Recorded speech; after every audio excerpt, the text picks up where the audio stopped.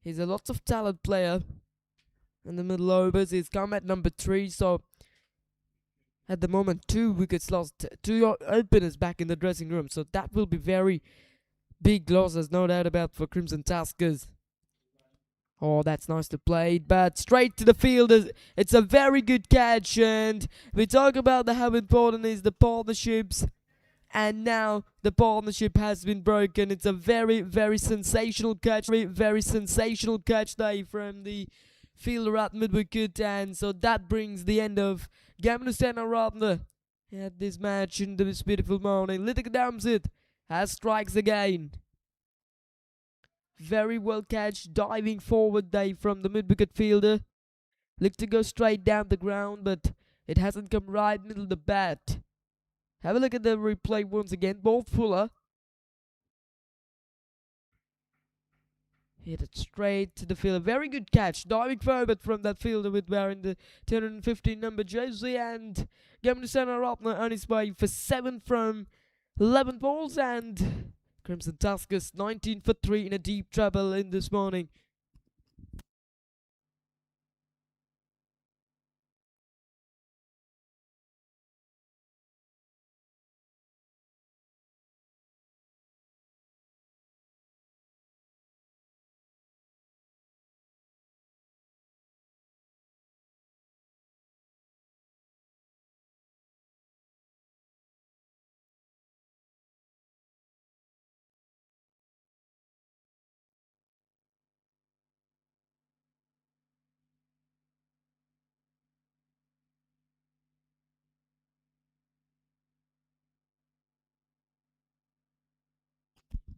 Nineteen for 3 from the Crimson Tuskers, and during the 5th over, there's been a wonderful power play so far for the White Tanders.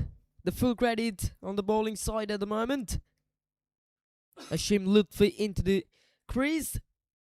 Straight away, pace on and a little movement away of himself. Good bowling from Litika Damsit in front of the new batsman.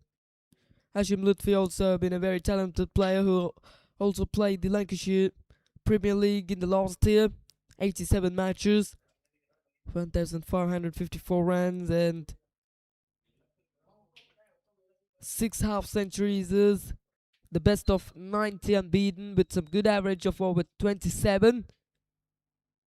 Oh, what about that? That's a good delivery. Have a look at the movement from Litika Damsit. Ball at the leg stump and get the bounce and get that movement away of the Lutfi. This is very good. His best over goes for 7 runs, but at the last 11 balls, no runs and a couple of wickets as well. This is sensational from Litika Damsit. The comeback, that execution is very good with the new ball. The brand new SG ball, Sunil Gavaskar ball on his hand from Litika Damsit. It's the last ball coming up and a good delivery, but played it nicely straight to the fielder and we'll get a single. It's almost of a drama out there. 5 overs down, 20 for 3 from Crimson Tuskers.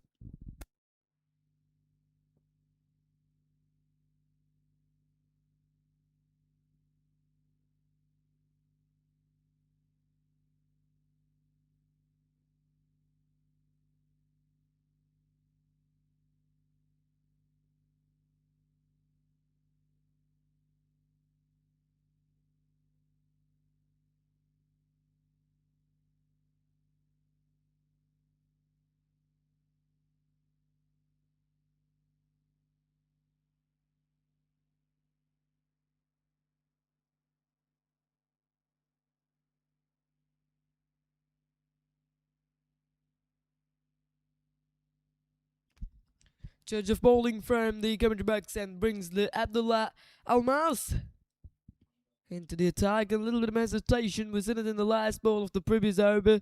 Yes, no call, and however they manages to get the single and Hashim Lutfi get things off the mark. He's 1 from 3.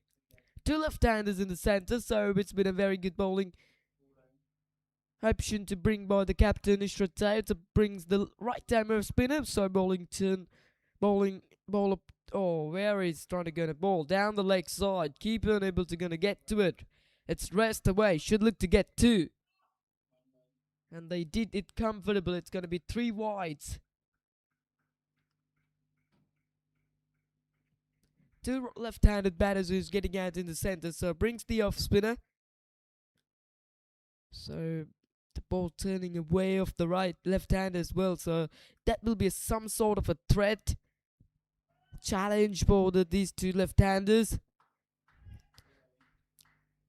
At the moment, these 2 batters might gonna look to survive. Only 4 balls still faced by Hashim Lutfi. Targum faced only 1 delivery, so they had to survive and they had to score runs. At the moment, run rate is less than 5 runs. This is a T20 match. We talk about the scores. Can they get 150? But at the moment, looking to get 150 means they had a less than 15 overs to do it.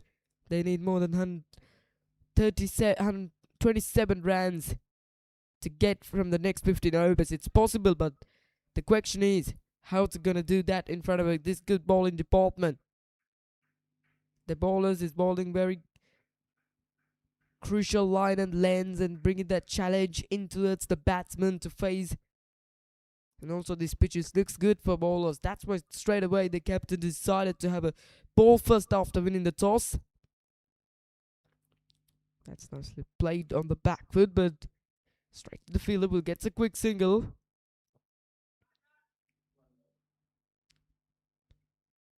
It's been a very calm weather conditions here in Colombo today. Massive cloud cover on top of the stadium. Oh, what about that delivery? It looks like a 1 finger delivery from Abdul Almaz, and arm ball brings that away off the left hand as well.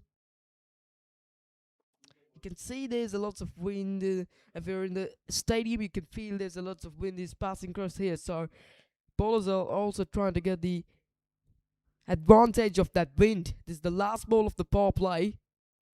And again, that ball swinging away, and that's a white signal from the umpire. Talk about the 2 match officials.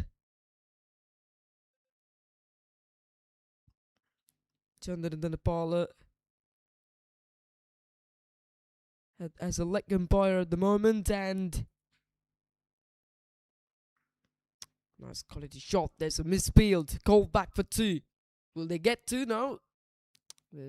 That goes straight to the line of, and we can talk about the match officials in the next over. The power play has done. It's been a sensational power play for White Tanders. 28 for 3.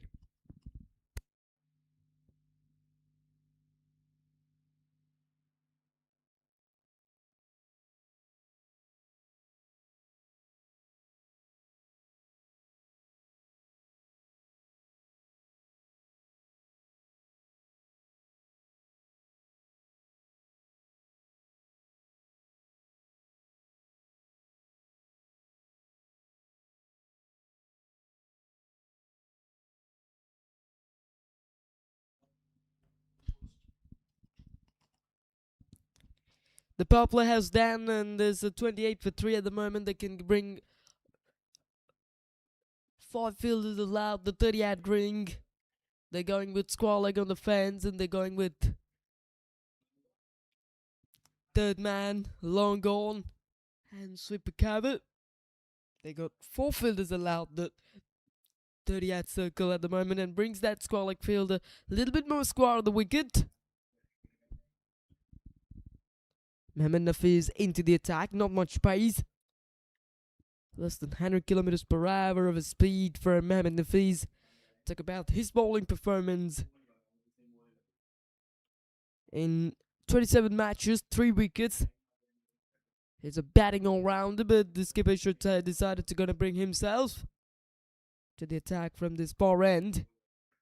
Hit straight down the ground firmly, but bottom of the bat. Just the 1 run. Produced some wonderful piece of a bowling performance from this end by Lediga Damsit. Just giving away 18 runs in his 3 overs, and also include 1 maiden over out there. Lots of dots out there. Frees his arms from Hashim Lutfi and going down to the backward point, and we'll get single day. Look to go in front of Scar on the wicket, but gets it outside half of the bat. He's played a little bit too early that shot from Ashim Lutfi. Hasn't come the ball much nicely onto the bat. That's the issue of the most of the batters in this game. He's facing. Ball hasn't come quickly onto the bat. And this is the fourth bowling option to be used from the Ishtrataya. And this third position match, and upcoming a very crucial match. Upcoming the finals of the Lancashire Emerging Premier League. That's high in the air, but fortunately there was a nobody on that boundary and raced away. Should look to get 2 runs of it, and they did it comfortably.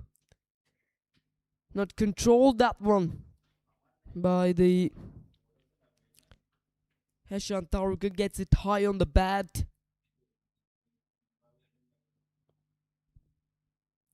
Have a look at that delivery. It's a very well directed bouncer, but the question is the field is not set up for delivery like that. Only Scarlett gets there. That's nice looking shot, is it? It's gone up in the air and long on coming underneath it, but lands in between the mid wicket and long on, and at least another couple of runs for Asham Taruku. They knew they can't hit much boundaries in front of this bowling department, so they look to work the twos, work the singles, and looking to create around 6-7 runs per over. If they can get 55 at the end of the 10 overs, looking 130 will be possible with next 10 overs remaining. So at the moment, the main thing what they wanted to do is not falling wickets, not giving their wickets to the opposition bowlers.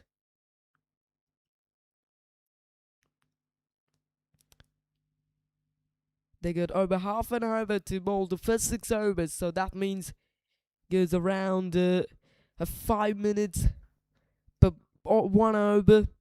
So as usual in international rules, only 4 minutes available per 1 over. In a T20 game as well, so they got 5 minutes per 1 over, so that means some sort of time delayed, time wasting from the bowling side. Once again, it's outside the off stump, and once again, it's a wide. 2 wides there from Mohamed Nafiz. 8 runs so far from 5 balls. It's the second season of the Lancashire Emerging Premier League. Have a look at that. He bowled at the 4th stump line and get that movement away of the batsman.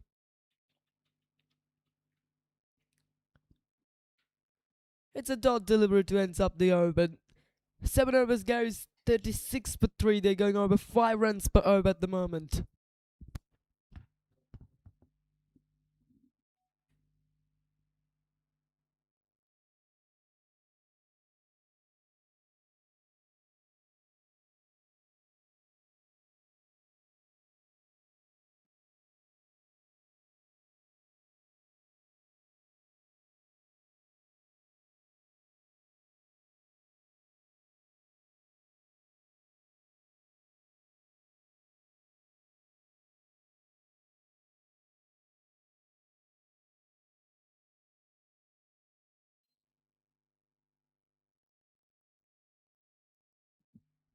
Abdullah Almaz is going to continue 8 runs in conceded of his first over. Extra cover on the boundary, long off, long gone. And the mid wicket, that is the 4 fielders to take, allowed the 30-yard circle and swept away nicely into it's the gap, and that'll raced away for 4 runs. The first boundary from Hashim Lutfi after submission. He was looking to get that boundary for a long time, and finally he's able to gonna find the gap. It's a tossed up delivery from Abdullah Almaz, and nicely and worked away behind Squall Leg for 4 runs. He knew there was only Squall Leg at the 30-yard ring, so just trying to beat that fielder. He knew when he beat that fielder at the Squall Leg, that'll go for first, no doubt about. So it's a very welcome boundary from Abdullah Almaz. Welcome boundary from Hashim Lutfi. Bit too short and played on the back foot straight to the fielder again it goes, so no placement there from Hashim Lutfi. When loose balls like that come up to them, they needed to gonna find those gaps as well. Because at the moment, every single run is going to be very important. Need to minimize the playing dot balls. It's a 3 dot balls after hitting a boundary, so that is not good. If the batsman take a boundary in front of the next few delivers, he might gonna look into get ones or twos as well. Doesn't need to look for big shots. The 1-2s is gonna be very useful. This is not the best of bowling from Abdul Almas. He bowled 2 short pitch deliveries in this over, but seemed to be after hitting that boundary from Hashim Lutfi. So when that loose ball came up to him, he might gonna look to play some big shots. That's a good delivery. There's a hesitation there, chance for run out, and they're asking the question and giving him. It's been a misunderstanding between the Taruka and Hashim Lutfi. That brings that 4th wicket. The pressure is always been built up on the Hashim Lutfi's shoulders because he played 4 dot balls after that boundary, so he looked to rotate the strike. There was a yes, no call. Even that call from Taruka as well. It's been a very good throw from fielder at backward point, and that brings the end of Ashwin Taruka. He's on his way for 7 from 8. It's 44 for 4 from the Crimson Tuskers in a deep trouble here at the SLLDC grounds in Colombo.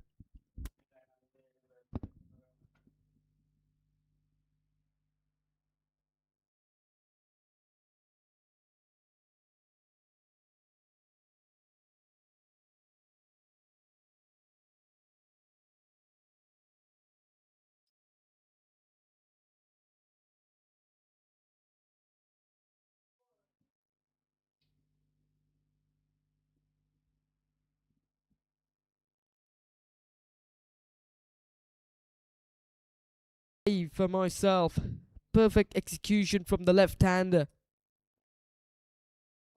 Correction, it's not Ashwin Lutfi, it's Nikesh with that boundary. Very first ball he brings up that boundary. That shows the confidence what this guy has having. He comes at number 6. Little bit. Oh, that's good bowling, Dai. Very good. But we'll get single, Dai. Nikesh Saparmandu at the crease at the moment, at the non-strikers, and he's a very talented player. 31 matches, 331 runs, 335 runs, with best of 53, 1 half century in there. The average is 12. Need to improve that average a bit. That's a good delivery. Have a look at what the Barangatron are gonna do. He bowling flatter. He bowling slide a little bit. Doesn't try to turn away. Trying to gonna bowl the most of dots. 9 overs and down, and it's gonna be 46 per 4.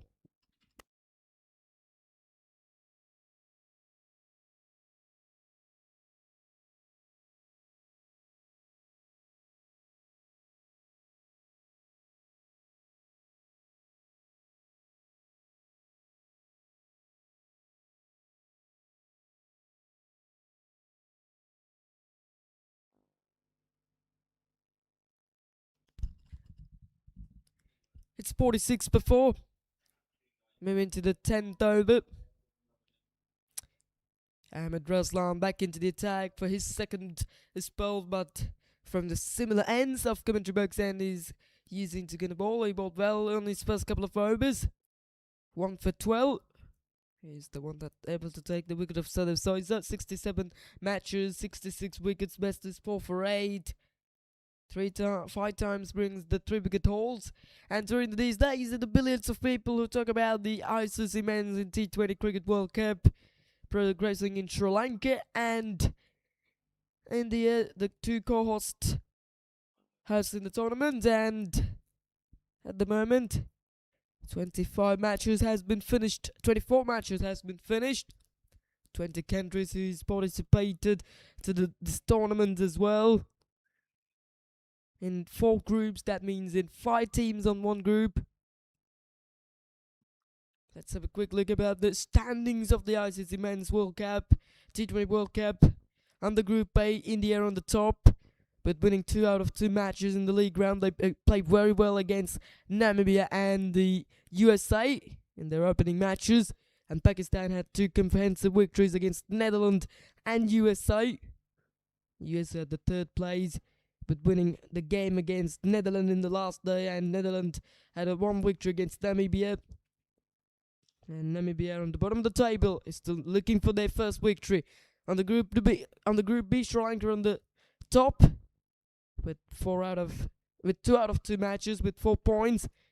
They had a 105 runs of a giant victory against the Oman a few days ago at the Palakala International Cricket Stadium. Lovely looking shot there from Hashim Lutfi. Inside out he goes, and couple of bounces into the boundary for 4 runs, and that brings up the 50 runs on the board for the Crimson Tuskers. Seem to be pitched up and made a little bit of a room. That's a very good shot. Allows to see that shot. That's not an easy shot to play. And then creating a room and using the power of bottom hand, going aerial, lots of things he had to do when he tried to play that shot, but he did that so comfortably, using all the experience from Lutfi. Now swept away, and there's a protection on the square leg, just the one. And at the second position of the Group B by Zimbabwe, after massive victory against the Australia by 20 runs. Unbelievable. Australia at the 3rd place of the points table. Ireland at the 4th, Oman after 3 matches, attacking at the bottom of the table. They only had 1 match remaining against Australia.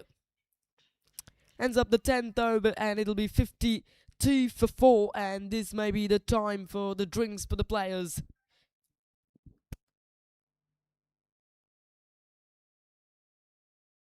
Is the beauty in Sri Lanka, the buildings in Colombo on your screen, and the sea, and moving to the central part of Sri Lanka. You had that type of tea, and somewhere like a Yala, you had elephants as well. A lot of beautiful places, historical places in Sri Lanka as well. And on your screen, at the Lotus Tower, the most a famous tower in South Asia. It's the tallest tower in South Asia, the Lotus Tower. Look at it in Colombo as well.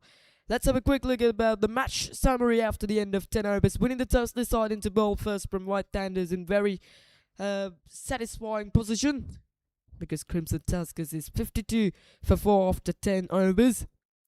They're going at 5.2 runs per over. With that rate, the projected scores will be 104. Have a look at this scorecard, and 9 from Sadev Soisa from 8 balls, and Ijaz Ahmed failed today. 2 from 7, and 7 runs per Gamnu Sena. Ratna Shantaruk also has got similar runs of what Gamnu scored, and Hashim Lutfi unbeaten 14 and 6 runs per Nikesh Sabarmandu, his skipper. 7 extras is including, it's 7 wides and 1 wicket day for Ahmed Rizlan, and a couple of wickets for Lithika Damsid, and also include a run out in these innings as well. So the players and the umpires are taking some drinks out there. So we're coming back after the drinks break.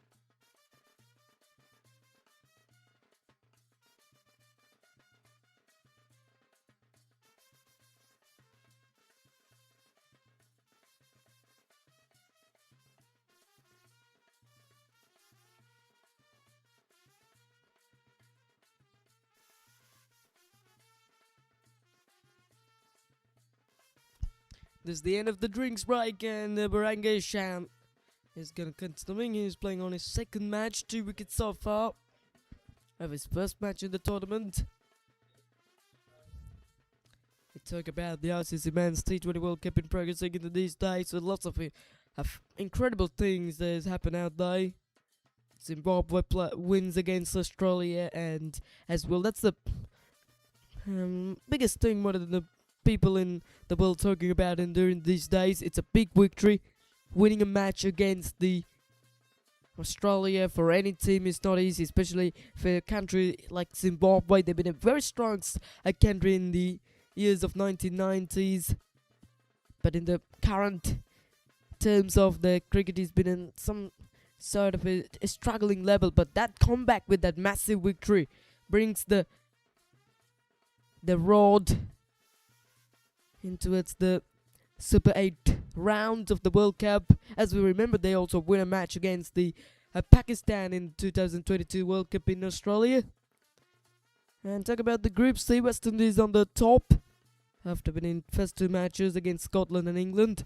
It's also been a tremendous performance. They won by 30 runs, over 30 runs against the England. It's also been another famous victory. England had the second place, 4 points with 2 match victory.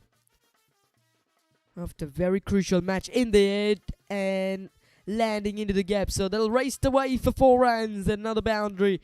And that one for Nikesh Subbaraman. Didn't control that one.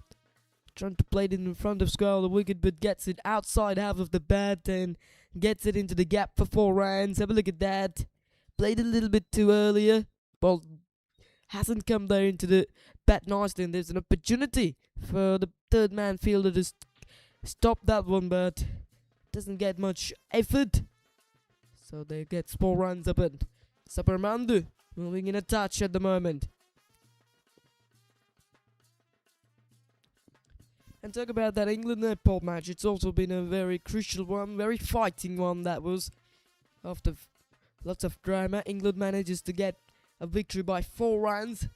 Then England, oh, nice looking shot there. Very good from Nikesh Subbaraman. The innovation there from himself. He seemed to be there was nobody at the fine leg, and even the Baranga able to bowl quicker then, and so uses the pace of the ball and played late into the gap for 4 runs. It's a very satisfying over for the Crimson Tuskers, and the captain trying to play his role at the moment. 11 down, 61 for 4.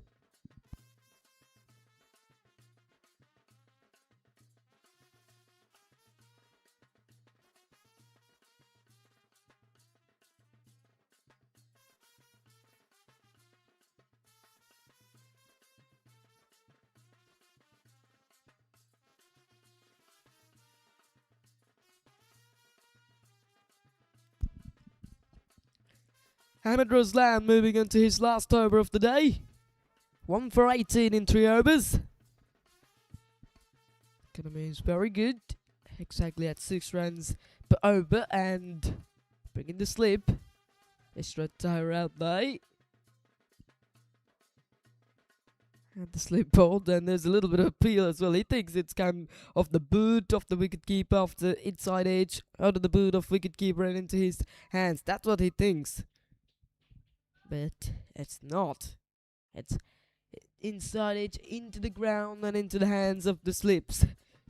Hashim Lutfi playing some good cricket, 15 from 12, and also skipper had a good executed, 14 from 11. Nikesh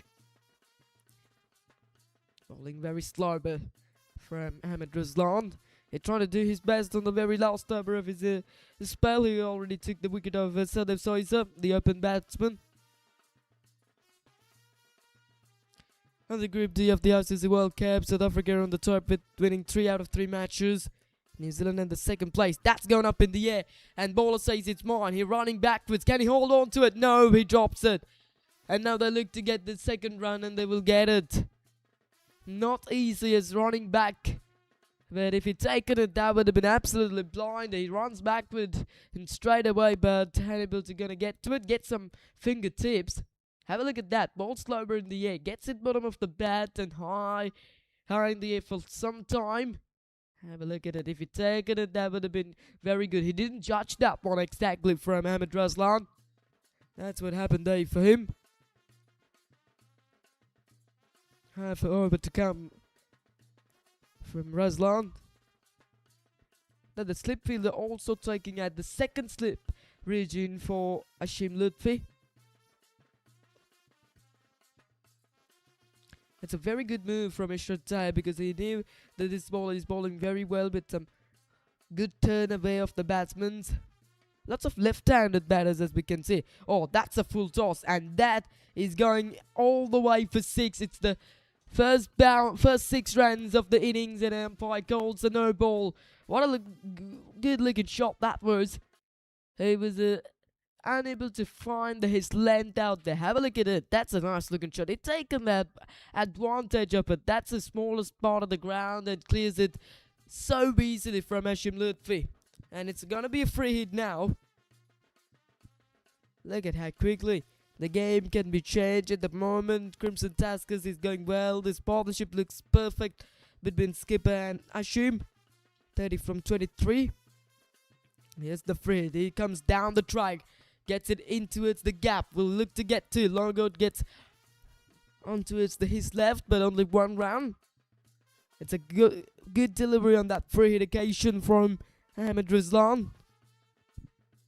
So far, very good. It's expensive over 10 came off it.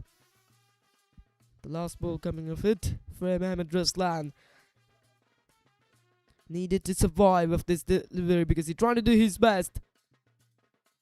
In the gap on that occasion and in the gap for 4. Looking good from Nikesh Sabramandu. No, it's not going to the boundary. That's a good work on the boundary in the long give and the single to ends up that over. It's an expensive over from Ahmed Ruslan. 11 off it, 72 for 4 and they manages to get their run rate up to 6 runs per over.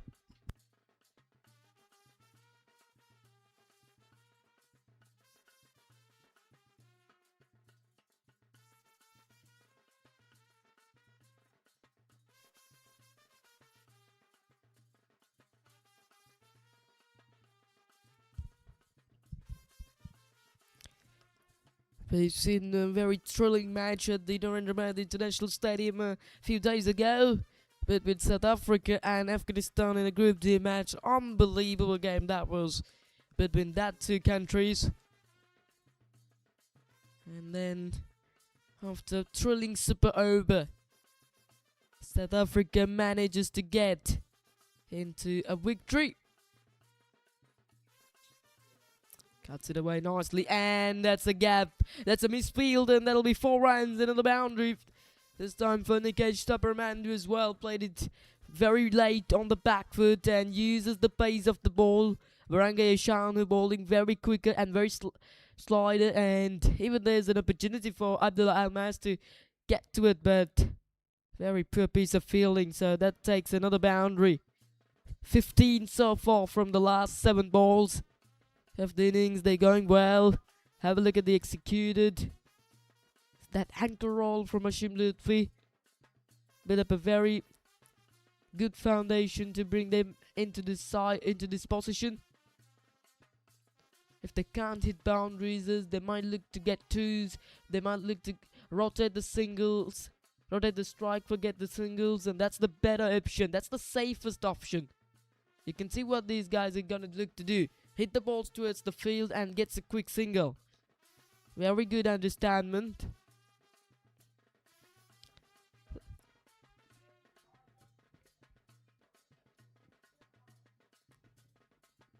Let's have a quick look about that match summary after South Africa and Afghanistan. After 2 super overs, that match was decide the winner. That's beautifully played. Only one this occasion. And the South Africa, he's batting first, got 187 for 6. And this Afghanistan also has got only 187 as well. Scores has been level day. At one stage, the Afghanistan need 2 runs from 3 balls with remaining 1 wicket. And then the run-outs from Fazal Haq Faruqi brings the scores of level for Afghanistan as well. So that may be a little bit of an easy run chase for Afghanistan on that occasion. Nobody believes that will happen in the air and taken. And Nikesh Superman is that fighting inning comes to end. Short again and trying to cut them. Then from Nikesh Superman, the bowling quicker, bowling flatter and straight to the fielder. That's a very good catch from Nazir at back with point, and that's the 5th wicket. The partnership started to build up and it has been done now. It's a 38 runs of a fighting partnership as comes to end with a wicket of Nikesh Supermandu. And finally, Virangai Shan gets his man. It's 78 for 5 after 13.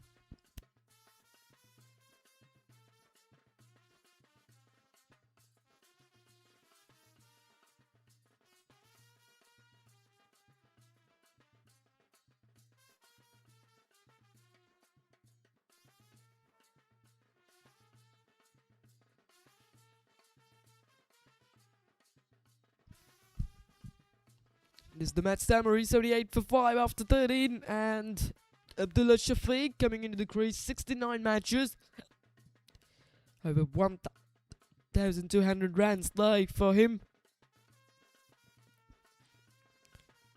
3 half centuries is the best of 75 for him.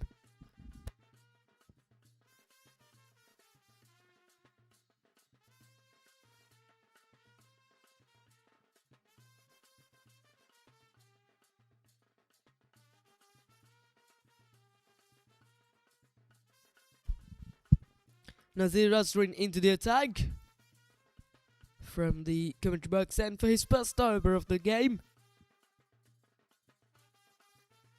Start with a very slow delivery, but one of the interesting factors at the moment is that the Ashif Lutfi is still getting out in the centre. He would looking to get play until the end of the innings. That's going up in the air, and the long gift coming in down towards the right side, and will just the single day.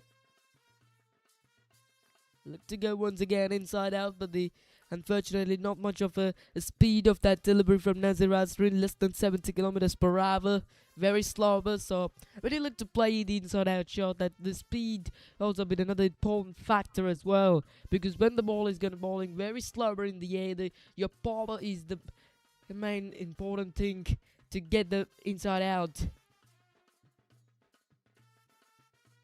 That's a good delivery.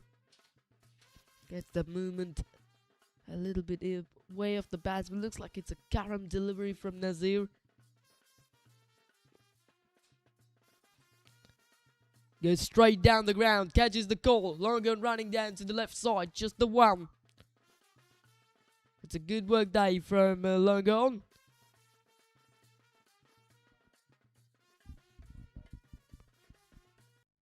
Nazir Azrin is a very talented, very experienced player, 93 matches. He's playing for the batting all-rounder role as well. Look at how straight he's gone that occasion. That's a better option, going straight down the ground, because the bot long on Longiv is taking, oh, nice looking shot, straight down the ground, and one bounce before we talk about how important he's hitting the boundaries and straight, and he exactly decided to go straight as an arrow for 4 runs for Hashim Lutfi. That's not the easiest of shots to play for Lutfi. He gets it on the back foot a little bit. He was waiting for that one, and finally gets it between long on and long off for 4 runs. Now brings the ball long on and long off a little bit too straighter. They're able to get that run rate back into 6 runs per over. If they can create 8-9 runs per over from now to 20th over, looking 140 is possible as well. It's a good take from wicketkeeper behind the stumps, but it's a wide. Wide signal by the umpire. Sasanka Gausper as an umpire in the air. No, it's all the way for 6. Nice luck sweep from Hashim Lutfi, and it has been disappeared here at the SLLDC grounds. What an over that is. 13 came off it, and what a way to end up it. Ball fuller, and that is a wonderful shot. Brings up the leg sweep, and it's a very good shot. There's a longer mid-wicket field. It was interesting to see when the ball is flying over his head, and what a way to end up that over. 2 good overs there, 13 of that, 91 for 5.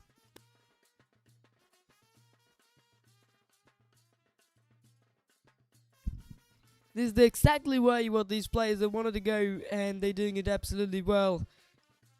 13 runs in this over. They look to get 9, 10 runs of overs, and they're doing it absolutely well. You can see Hashim Lutfi, who started very slowly at one stage, 10 from 20 balls, but now 36 from 32. Ball disappeared as well, so it brings the new ball into the game.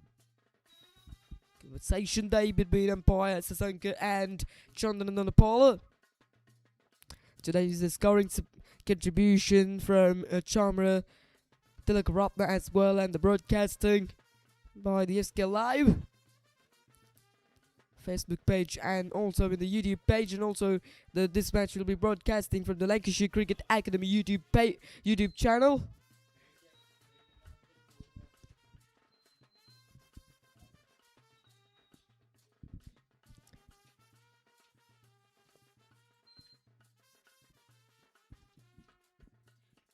Let's talk about that incredible super over between South Africa and Afghanistan. It's the match 13 indeed. It's been a morning match. It's been a fighting morning match between those two teams, and then Ryan Rickleton gets 61 and Quinny de Kock 59 from 41. Those are the two best innings from South African to get that 187.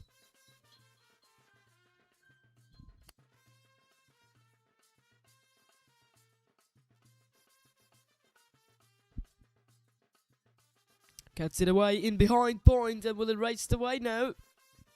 Just the one. And at the chase of 188, Afghanistan, Ramlullah Gurbaz played some stunning inning day. 84 from 42, strike at 200, and Amazai with 22. Rashid got 20. Unbelievable there. And that's how scores has been level. At the end, Nur Ahmed fighted a lot. He's a bowler, but he fighted a lot there to get the runs on the board. At the first super over, Afghanistan in batting first got 19 runs but lost of 2. Oh, what a shot! What a shot that was from Hashim Lutfi, and gone all the way for 6. Third 6 of the innings, and it comes in right middle of the bat from Hashim Lutfi. It's the shot of the day so far.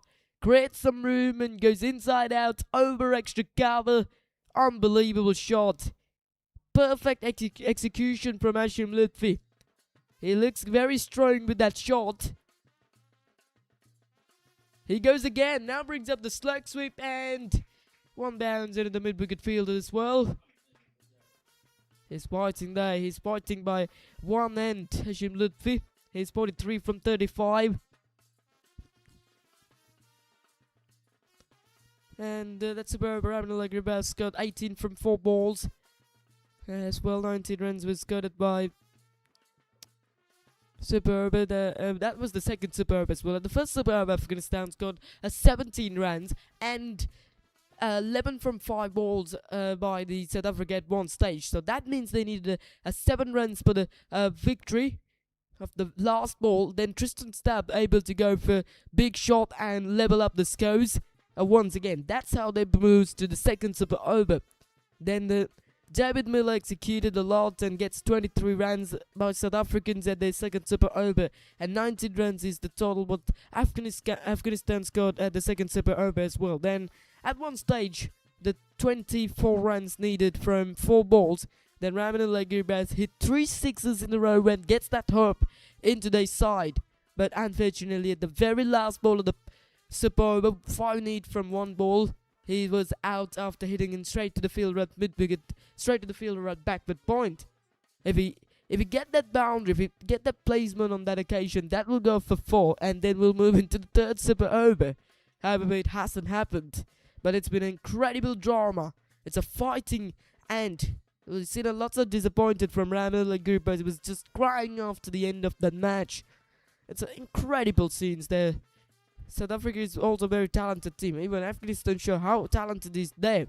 But at the moment, they're looking forward. It's not easier for them.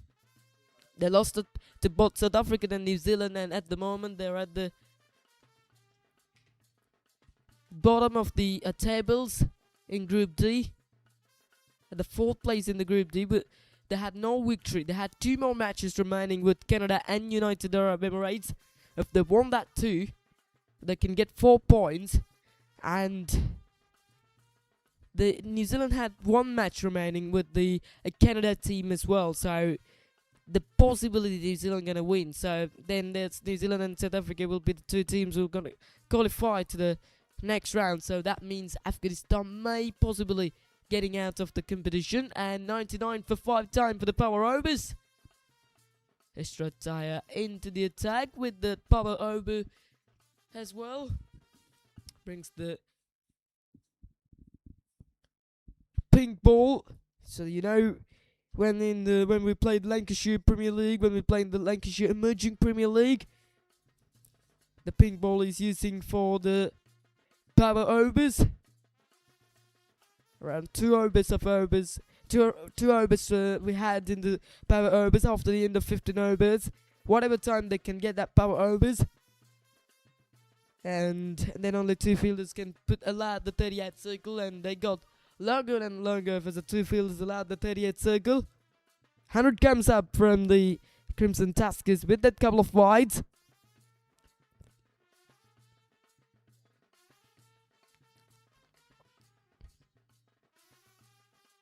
Today's the day for the most thrilling match in the World Cup. India, Pakistan will be fighting today. And the Premada's International Cricket Stadium goes high and goes straight down the ground, and that'll be fouled. The brand new pink ball travels such quickly, and that boundary brings the first boundary into the game from Abdullah Shafiq. It's a full toss, very nicely played straight down the ground. Very good shot. There was a long on he's playing, but he can't get to it. Very quick outfield here. Run rate is up to 6.85. There's a hope of 140s. There's a hope of 150s at the moment. If they go like this, they can go 137. That's up in the air. Now long on settling, but he can't get to it. Gets over the long on for 6 runs. The 4 followed by 6 and brings the momentum towards the side from Crimson Tuskers. Good shot though. That is a very good looking shot. It's outside the off temp of delivery, but very good way to using the power of his bottom hand from Shafiq, and he is unstoppable at the moment. What a good executed at the Power Overs. At the right time, they brings that Power Overs, and they're taking the advantage of it. Good shot there. No matter where the long on playing on the boundary or not for him.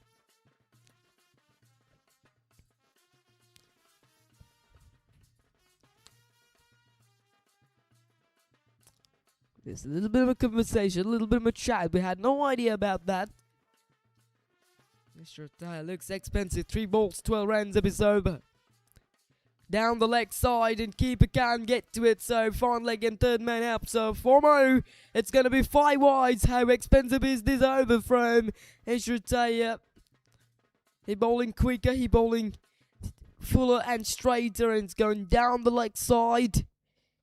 Very poor piece of bowling from Mr. as a captain, with lots of responsibilities. You can't bowl like that, especially in a Power Overs. So far, so good. 17 from 3 legal delivers. So that means more than 3 delivers remaining in this over. Hit hard and hit hard for 4 over the boundary for the Abdullah Shafiq. This has been a very good executed. He's taking on the skipper of the White Tanders, and that is a wonderful shot. Pitched up outside the off stamp and frees his arms in through extra cover for 4 runs. This has been a stunning batting performance from the Crimson Tuskers. Have a look at how quickly is the game gonna changing here at the SLLDC ground. At one stage they were 52 for 4 after 10 overs. Now 120 for 5, and during the 16th over.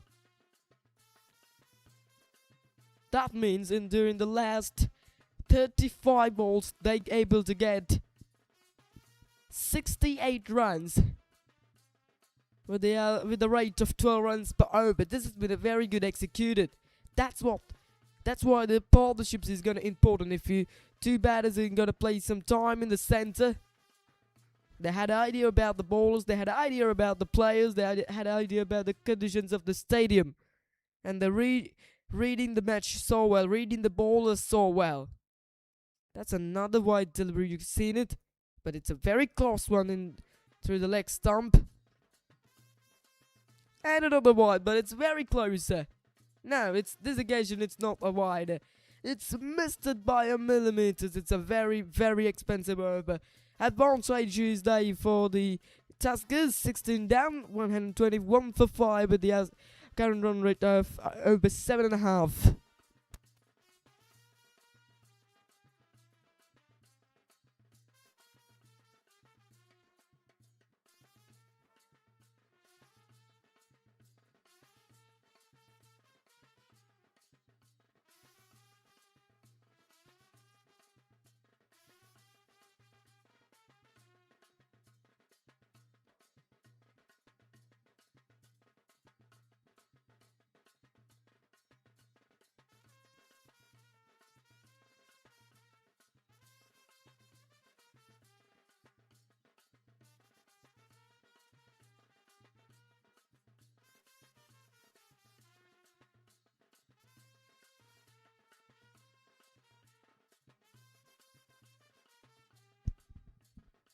Today's the day for India-Pakistan match. Will be held at the Al Premadaza International Stadium in Colombo at 7 p.m. our local time in Sri Lanka. The full house, there's no doubt about the older tickets of that match has been sold out, and also more than 80,000 of requests of tickets for that match as well. But only the capacity is 35,000 in the Al Premadaza Stadium. It's the last over of the power overs. Hit hard down the ground. Just the one run. There's a line going on the boundary. Abdullah Shafiq is on strike. He's playing well. He's 16 from 10 now. Striking at 160. And talk about that India-Pakistan match. As you know, at the Al Premadaza Stadium, lower D tickets was goes at 1,000 rupees. And for that match, with that the most of the request, the ticket was up to 34,000 rupees of that lower D stands of tickets, and the maximum ticket also goes at over 2.5 of 250,000 rupees as well. At the black market, the tickets are more than expensive as well.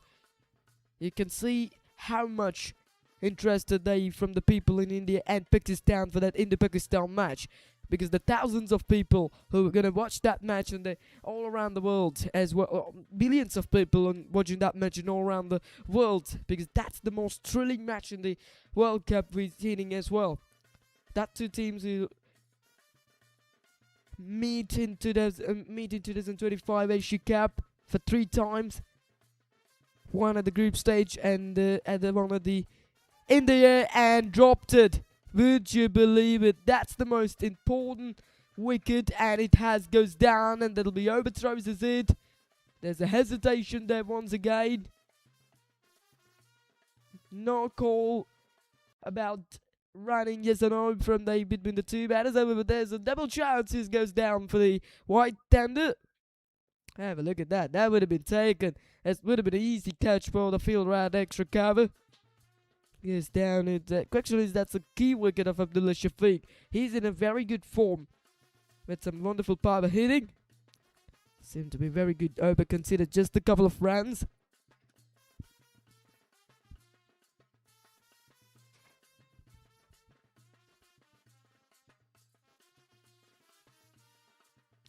That's going up in the air, and no, but has he got to it? I think he has. It is. What a catch there from extra cover. He goes down on one early. At the moment, this time he manages to get onto it.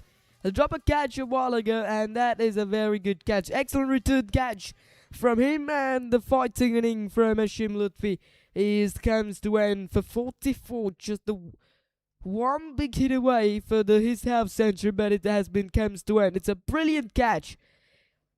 At the end, he manages to hold on to it very comfortable. It's a very, very good inning from Hashim Lutfi. He's done at the moment. He's welcome back. 44 from 38 balls, and it's 123 for 6.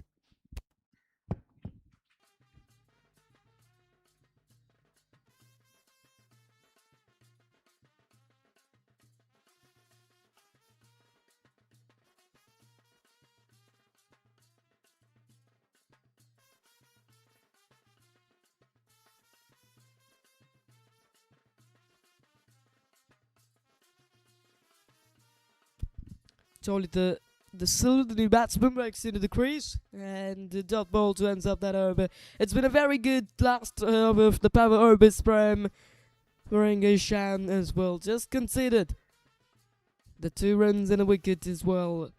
123 for 6 after 17.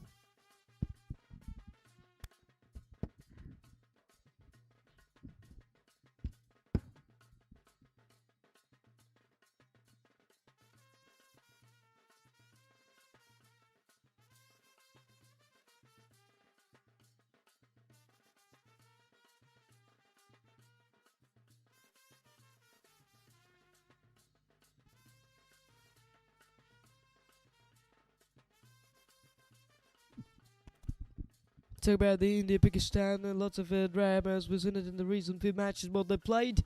No handshakes during the test, no handshakes after the end of the match. After lots of conversations at the beginning of the game, the Pakistan team said they're not going to play the... That's going up in the air, Longard coming underneath it, and straight down to his hands, another one down. It's a 2 quick wickets are falling, and that's a key wicket of Abdullah Shafiq. He's gonna work him back. He looked to clear the long on, but hit straight to long on, and another one down. It's the wicket from Nizar Ahmed as well. Nazir Azrin with that wicket as well, and it's a very good catch indeed from Longan fielder. Absolutely nicely judged that one. So that brings the end of him, and that's the 7th wicket. Look how quickly one stage this game is swinging to the favour of White Tenders and back to the Crimson, and now back into White Tender as well. It's 123 for 7. Shafiq goes for 17. This brings the entrance by Saji Saman into the crease as well.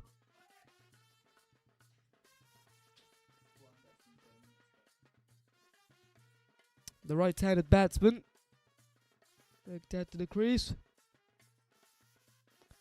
More than 17 delivers remaining. If they can get 30 for next 17 delivers, they can get 150 plus going on the board.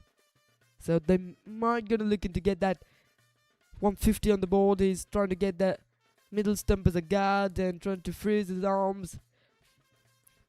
3 wickets are remaining there. Pitched up delivery, but straight to the mid-wicket fielder. We'll talk about that India-Pakistan game today we had, and previously they played in the Asia Cup. Then the Asia Cup final also played between these 2 countries at the Dubai International Cricket Stadium. Then after very fighting, and the India manages to get to a victory at the very last over. They needed 10 runs for the victory, and Tilak Varma and Rinku Singh at the middle of the Dubai Stadium manages to get that victory for the favour of billions of Indians. And today's game will be very much interesting. Lots of Indians came in to the Sri Lanka. The prices of the hotels goes higher. The air tickets also goes higher as of that one. And also we talk about the Pakistan Cricket Board is early on said they weren't going to play with India in this match after some conversation from the president of Sri Lanka with the Prime Minister of Pakistan. They manages to play back, and the reason is why the Pakistan say they're not playing with the India. The Bangladesh is not playing the World Cup in the 2026 for political questions of India and Pakistan, India and Bangladesh. because the Bangladeshis was request from the ICC to play their matches in Sri Lankan grounds, because they didn't like to come to India as that the political issues. And as we can talk about that in the next over, 18 then 126, 127 for 7 from Crimson Tuskers. It's the bowling cat, 2 wickets for Lithika Damsit with some very good bowling in the first few overs with the brand new ball. And 1 wicket for Ahmed Reslan. It's a 1 wicket for Ahmed Reslan and 1 wicket also for Nazir Asrin. 2 wickets for Mohammad Nafiz in 1 over. Correction, 2 wickets stay for Viranga Yasham on his 4 over spell. And also included 1 run out in the innings of Crimson Tuskers in this 3rd position match of the Lancashire Emerging Premier League Season 2. Abdullah Almaz into the attack from the far end for his last over and also the 19th over of the match. Shaji Saman 3 from 4. Jolita De Silva is 1 from 2 there.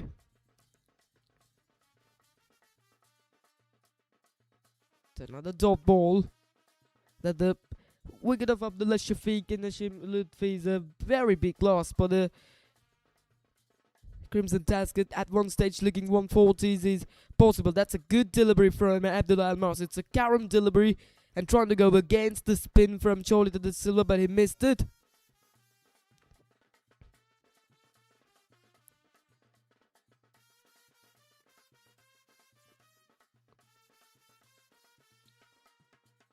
Bowled him, that's a good delivery, and made a little bit of a room and trying to go aerial over extra cover, but the result is another wicket falls for the Crimson Tuskers as well. It's bowled very slow, but he played that shot earlier as well, you can see. That's a good delivery, good finger spinning from Abdullah Almaz. He strikes there for the first time, and Cholita making his way back into the pavilion. It's going to be 127 for 8 from Crimson Tuskers.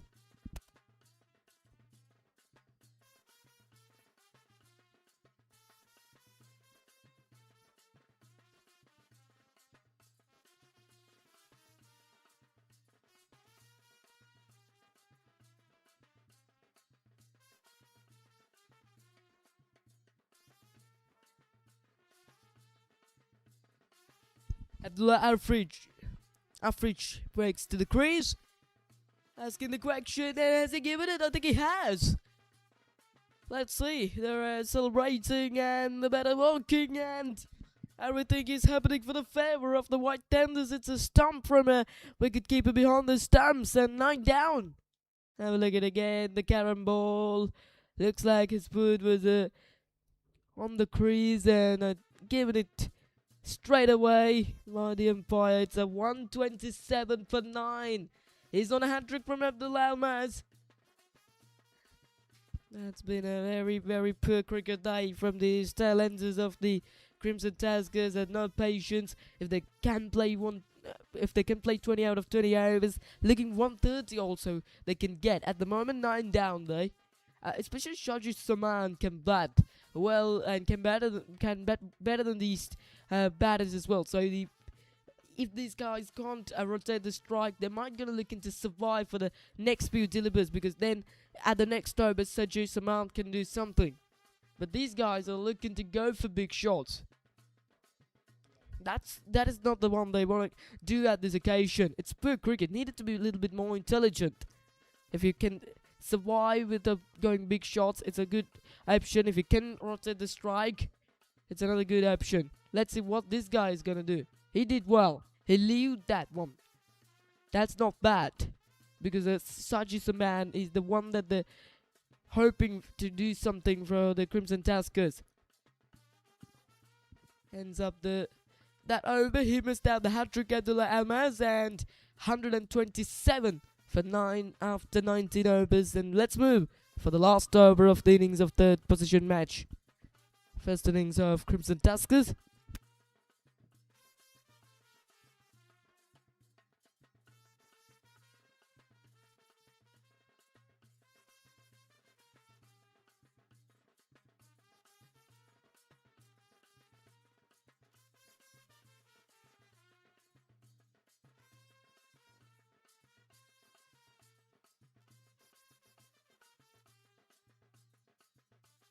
Nazir Azrin into the attack for the last over, goes straight down the ground and called for two, but they settled for one. And that one straight to the fielder as well. Abdullah Almaz. Well day.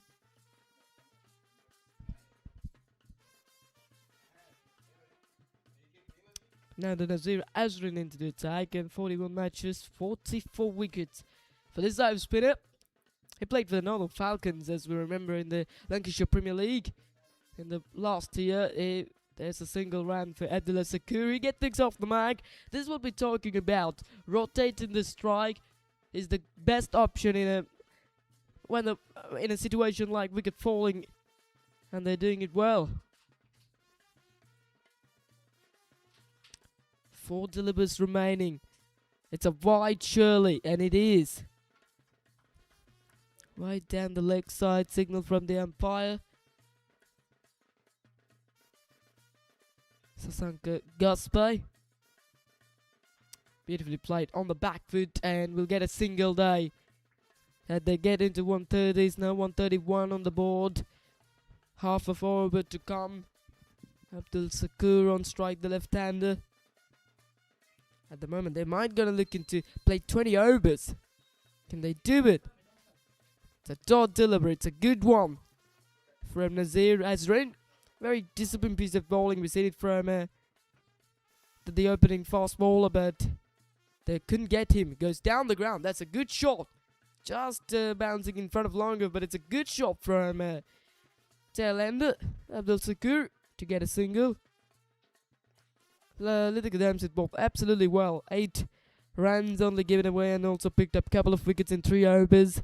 But they didn't get him. That's going to get the outside edge, and we'll get a single day. So it's going to be a single to ends up the innings as well. It's a 133 for 9 from a Crimson Taskers in this 3rd position match in batting first. Very good performance. After winning the test, decided to have a ball first from right-handers. Only scored 133 for 9. At one stage, looking 150 was possible for the Taskers, but finally they got only 133. At one stage, they were 52 for 4 after 10 overs. 133 will be a satisfying one for them, because they got 81 in the next in the last 10 overs as well. Just bowled the 5 wickets. Let's have a quick look about the match. Scored out in Sadaf Soisa with 9. 2 runs day from Ajuz Ahmed, Gamanusena Ratna, Anashi and Taruka both scored only 7 runs. There was a massive fail from the top order batters of the Crimson Taskers. Hashim Lutfi with the best inning of the innings of the match, and so far 44 from 38 with 3 sixes and 3 fours. Played the anchor role of the game. Skipper Sabir Mamdu got 20 from 17 and 17 for Abdullah Shafiq. And 1 run for Charlie De Silva and Sajid Saman, and beaten 6 day. And Abdul Sakur with 2 runs. And talk about the bowling cat. 2 wickets per 8 runs in 3 overs for Lithika Damsit. 1 wicket for 29 for 4 overs from for Nazir Azrin as well. So 134 is the target for a victory of this 3rd position match, and for the White Tenders from 120 balls with the asking rate of 6.5 runs per over. So we will come back with the run chase. Don't go anywhere. Stay with the live action. So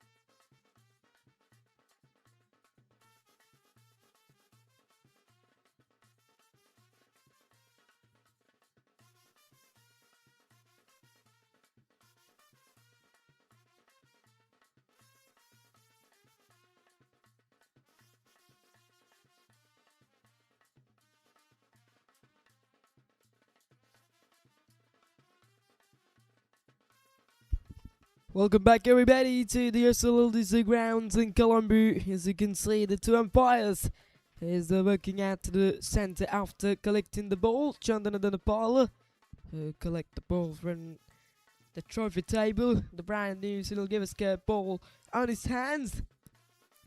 They're moving to the center as well for the second half of the game of this third position match between the Crimson Tuskers and the White Tenders. And White Tenders, who wins the toss and decided to gonna have a ball first. They did so well. Crimson Tuskers only got 133 for 9 in their 20 overs. Very good bowling performance that was from White Tenders. And Crimson Tuskers, the bowlers also looking very talented. They looking to gonna bring these high position side in less than 130s, and the power play is going to be very crucial, as we've seen it how well is the bowlers of White Tenders who bowled inside the power play, get the control of the game very nicely with bowling on a very good line and lens. The pitch also been a very useful one for the fast bowlers, and it's a used pitch, I will tell you. Upcoming a very crucial match, the finals of the Lancashire Emerging Premier League will come next between the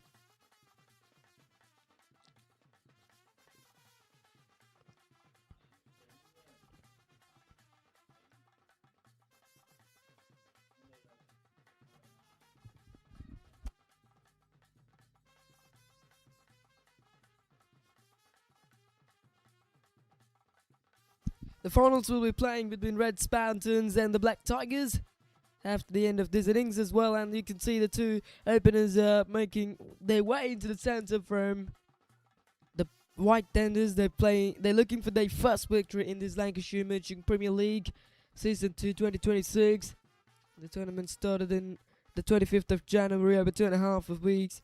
The tournament was held in most of the matches in the league round. Also played in here at the SLLDC grounds in Colombo. This is almost the home ground of the Lancashire Cricket Academy. What a beautiful venue, the wonderful vibe with wonderful natural vibe outside the stadium. Lots of trees all around the stadium and some buildings, as you can see from the far. Also the ground conditions, the dressing rooms, all facilities are perfect here at the SLLDC grounds in Colombo 5 in Narayan Bitter. The 134 is the target for Crimson Tuskers to gonna have some wonderful victory and bring the third place at the tournament. 134 need from 120 balls with the asking rate of over 6.7 runs per over in the 0 string, and Ishrat Tahir works out the crease. Lots of talented players. Ishrat Tahir, 39 matches, 191 runs.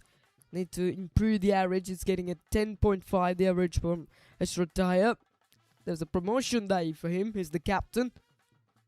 Usually he's batted at the middle order for the White Tenders, but today he comes at opening. Nazir Asrin, 93 matches, 1,272 runs with the average of 18. The bottom batters a strike rate getting at 80s as well. Ashim Lutfi, 86 matches, 44 wickets into the attack from the commentary box, and the wicketkeeper up to the stems in to take it in front of the fast bowler, long on the boundary with the third man. Here's the first ball, the Ranchers. Here we go. Bowled it outside the earth stump, and it's a wide signal from the umpire. Talk about the umpires, the match officials. We had Sasanka Gasper, Chandan and Nepal as the two umpires of the centre, and Shamara Tilakaratna gives up the contribution with scoring. That's the first delivery. There's a good delivery, good seam up. Not much pace, around 100 kilometers per hour or less than that from him. There's, as we can see, the players of the Red Spartan and the Black Tigers are coming into the stadium right now because they had the next match. It's the final. Hafshan Hamza is already out to here. Nicely played and gets over his score leg. It won't get to the boundary, but they will gonna get 2 runs for it. It's good running between the wickets. Couple of runs to get things off the mark for him and Nazir Asrin and the White Tenders, and talk about the leaderboards of batting on the top by Eminem Jazz from Black Tigers. 3 innings, 119 runs with some wonderful average of 59.5. Aram Anas with 111 runs in 3 innings. He's from Red Spartan. Kushal Perez from Black Tigers with 93 runs. Rajendran Siridharan on that list. Shim Lutfi on that list as well. 90 runs in 2 innings with today's sporties. He's up to the top of the leaderboards in batting. Hafshan Hamza out there. Hafshan Hamza also been a player that played most of the time in India on his young age, and also he's been played with Dinesh Karthik on his school cricket in India, and also club cricket at a younger age. Lots of memories with these players as having, and also talk about the Eminem Jazz, who's from St. Joseph's College in Colombo 10, and who also played with somebody like Angelo Matthews in their side, in their school. Talk about the bowling performance in the tournament. Lasanta Sanjeev with the left-hand orthodox bowler. That's a good shot over square leg. It's a quick outfield, so this will race away to the boundary for 4 runs. It's the first boundary of the run chase. It's come off the bat of Nazir Asrin. He didn't middle that one, but gets it inside half of the bat, flying over the square leg for 4 runs. There's a little bit of a shape, a little bit of a movement into the batsman. It's a very successful start. 8 runs from 4 balls. Still they're going with similar field. Again signals the wide from the umpire for the 3rd time in the over. He looks busy with signalling those wides and boundaries in the first over. Brings up the 3rd man up into 30-yard ring and put mid-wicket back into the boundary. Have a look at that. Yeah, it's a wide.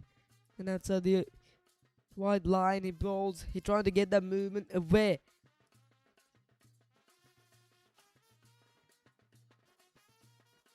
That's a good delivery. That is a very good one. It's a good move from the captain to bring in the wicketkeeper up to the stump, because not much pace. And sometimes in some of the batters are struggling when the wicketkeeper up to the stumps as well. So the very good skill, as we can see from this wicketkeeper Taruka. He's wicket-keeping up to the stump in front of the fast bowlers as well. And talk about somebody like this, we remember Alex Carey from the Australian cricket team. He's wicket-keeping in front of 135, 140 kilometers per hour of delivers up to the stump. When Scott Boland bowling in the last series of Ashes series, we could keep up to the stumps when Boland is gonna bowling in front of 135, 130 kilometers per hour. It's a good move, not easy, but it's lots of skills there for Alex Carey, one of the best wicket keepers in the world. 1 over 10, 9 without loss from White Tenders.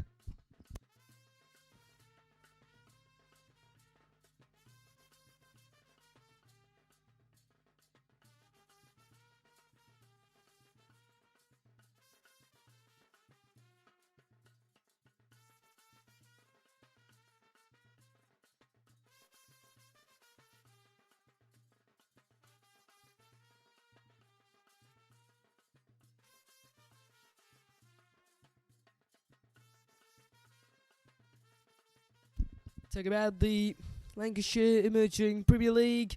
The organisers detail is Eminem Yusuf doing a remarkable sort of organisations in this Premier League.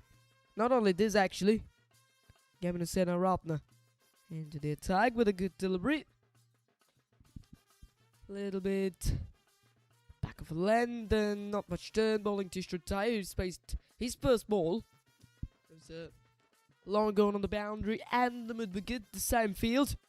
He goes for a big strike, but he missed it. He bowled very slow, but with the knee ball from Senaratna.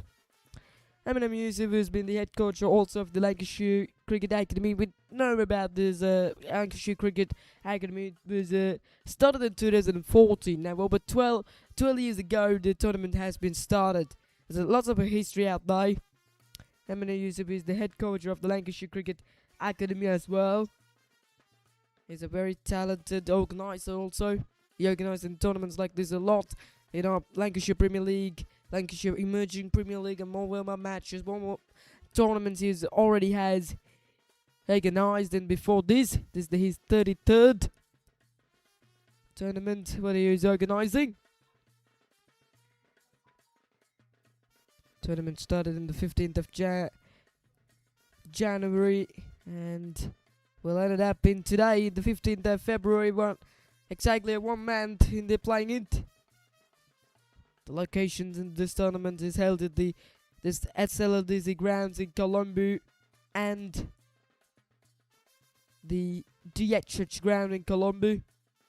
Those are the details in the tournament. All the league round matches played as a 25 over inter-tournament matches, and this is only the match we're playing it as a 20 over match because this third position match we need to save our time for the finals. That's a good delivery, good work there from wicketkeeper. It's a wonderful over from Gamanu Sanaratna, made into ends up. It's a 9 without lost.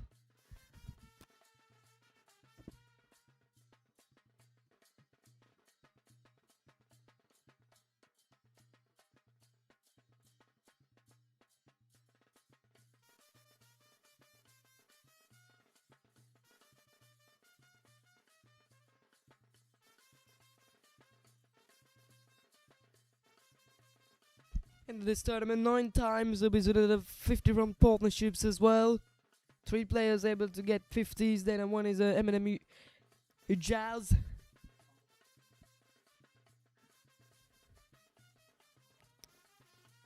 No 100 run partnerships in the tournament as well. This is the match 7 of this tournament. Ashim Lutfi is continuing.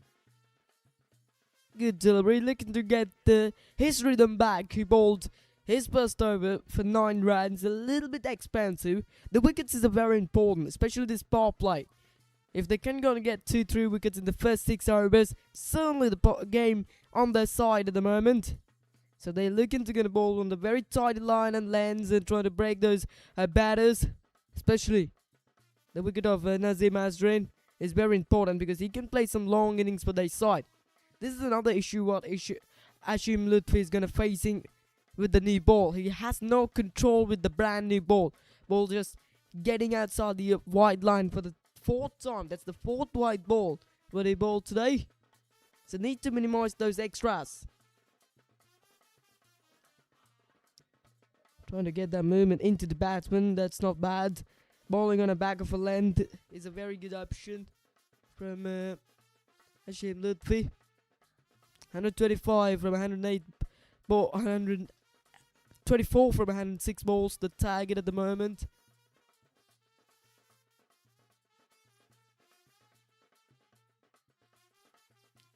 Played nicely on the back foot. Will gets a single. Good stop there from backward point.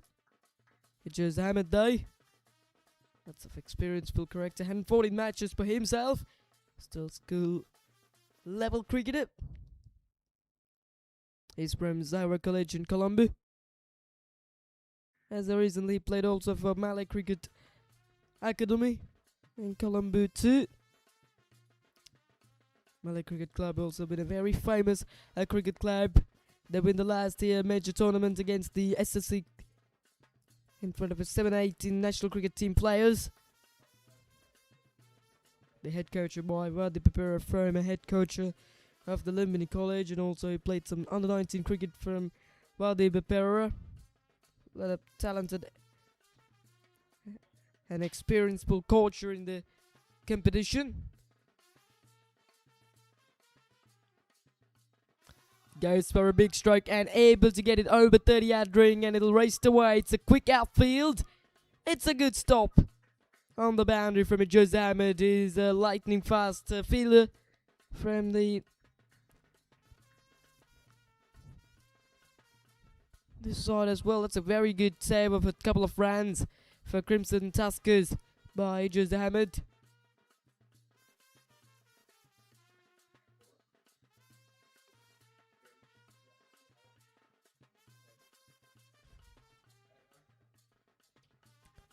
That was sliding down the leg side. Single to ends up the over. 5 runs came off it. It's 14 without lost after 3 from the White Tanders.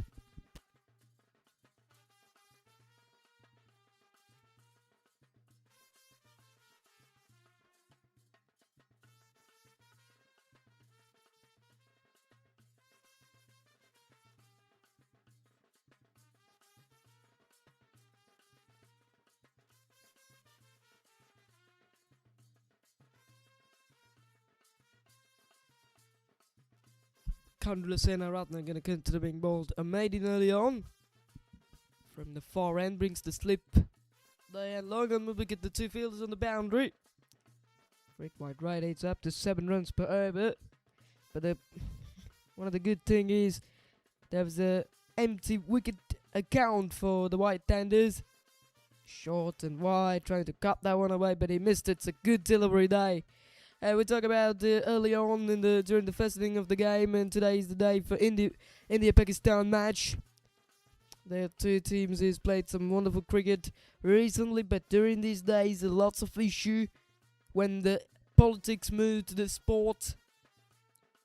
However, the India-Pakistan played 59 test matches, and then India won only 9 times, Pakistan won in 12, 38 times the matches has drawn. You know, before 2010, the India had travelled to Pakistan for some test series also, but never at these days.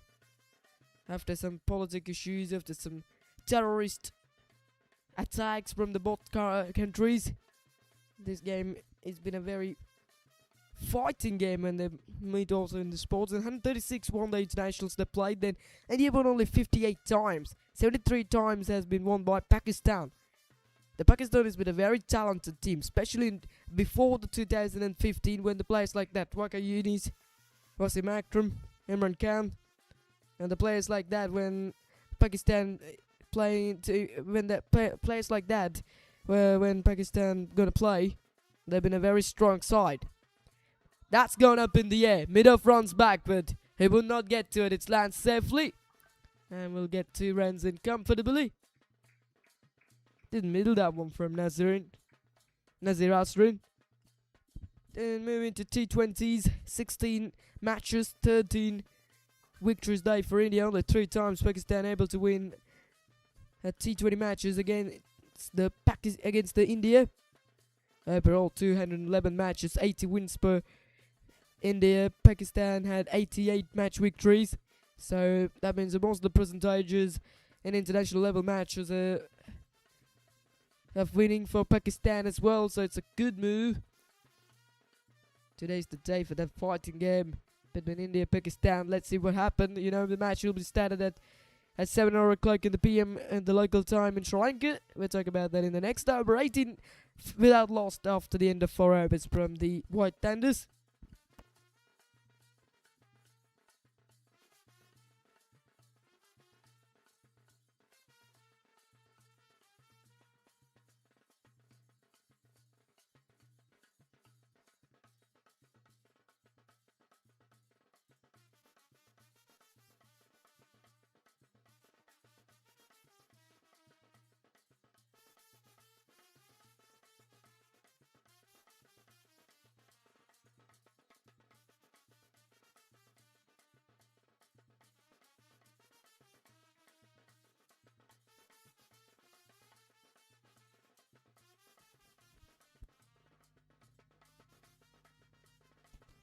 Talk about those 2 teams in India Pakistan. Then for the last time, India has travelled in the July in 2008 for a international match in Pakistan as well after 2008. Now 16 years ago for that scene.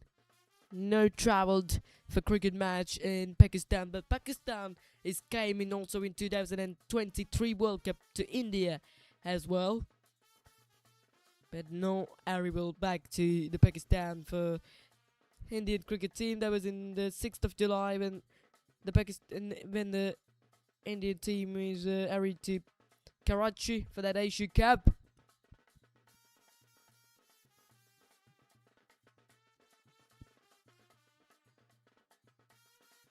That's nicely played and just gets over mid-wicket for single. Hashim Lutfi continuing. Going over 7 runs per over. He has not much of a control with the new ball in the previous over. He missed his line and length a little bit in the previous over, especially the line. And let's see what he can do. This is his 3rd over. Now he maybe had some idea, but there was an empty wicket account still. So it's a very big loss for this bowling side. Because the wickets are very important at the moment. At this stage. Crimson Tuskers already has lost 1-2 wickets as well. But the run rate is getting less than 4 runs, less than 5 runs per over. There we go, short and wide, frees his arms in front of score, the wicket for 4 runs from Ishrataya. It's a nice sounded off the bat. Bowling way too short and wide, that's a beautiful looking shot. Ball has been almost disappeared. Very good shot there, way too short. There's a fielder on the boundary on the offside, but this guy goes in front of score, the wicket for 4 runs. Very good shot. That's his first boundary of the innings for Ishrat Tahir. The skipper tried to play some good roll today. He's trying to find his rhythm back.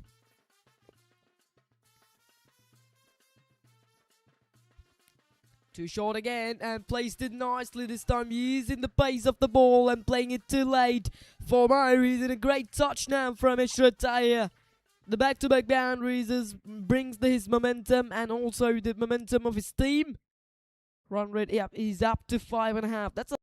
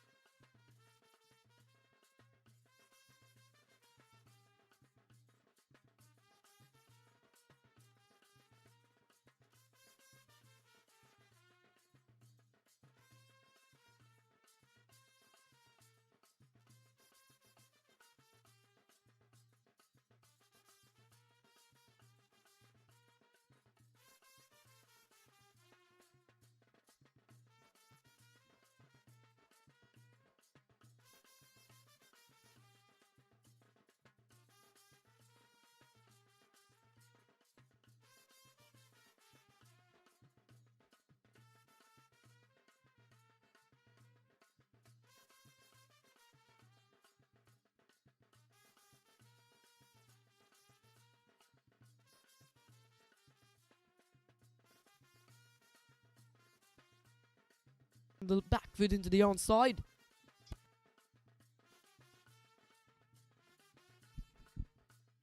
And that match was a absolutely interesting game indeed. They won by 6 runs as usually. The 119 runs there, that was the target, but in the end had to defend. It was not easy, as you know. He goes for reverse and we'll get single day from Nazir. This is the last over of the power play at the Sakur, but some left-arm orthodox bowling from that far end. 2 deliveries to come of the over. Correction, 3 deliveries to come. Interesting move is there's no wickets. Still day for Crimson Tuskers. The wickets are very important when these two batters are trying to play longer innings in like this. The pressure building in straight away on the bowlers, and also the batters. When the batters is playing 2-3 overs in a T20 game, they had an idea about the bowlers and the pitches, so then they can execute it.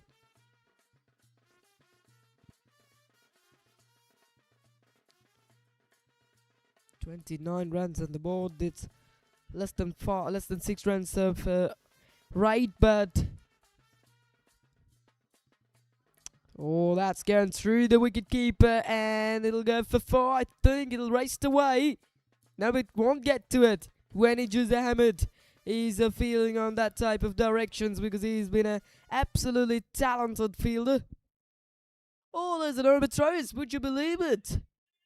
It's a poor cricket day from Crimson Tuskers as well. The 1s and 2s and make it to 3s with that overthrow with it. Well, let's have a look at that. That's a good stop from Ijaz Ahmed indeed. They got 3 runs, about 3 byes signaled by the umpire. Last ball. Tossed up again and drives in down the ground. Single to ends up the 6th over. The power play down. It's been a successful power play from the White Tenders. 34 without lost.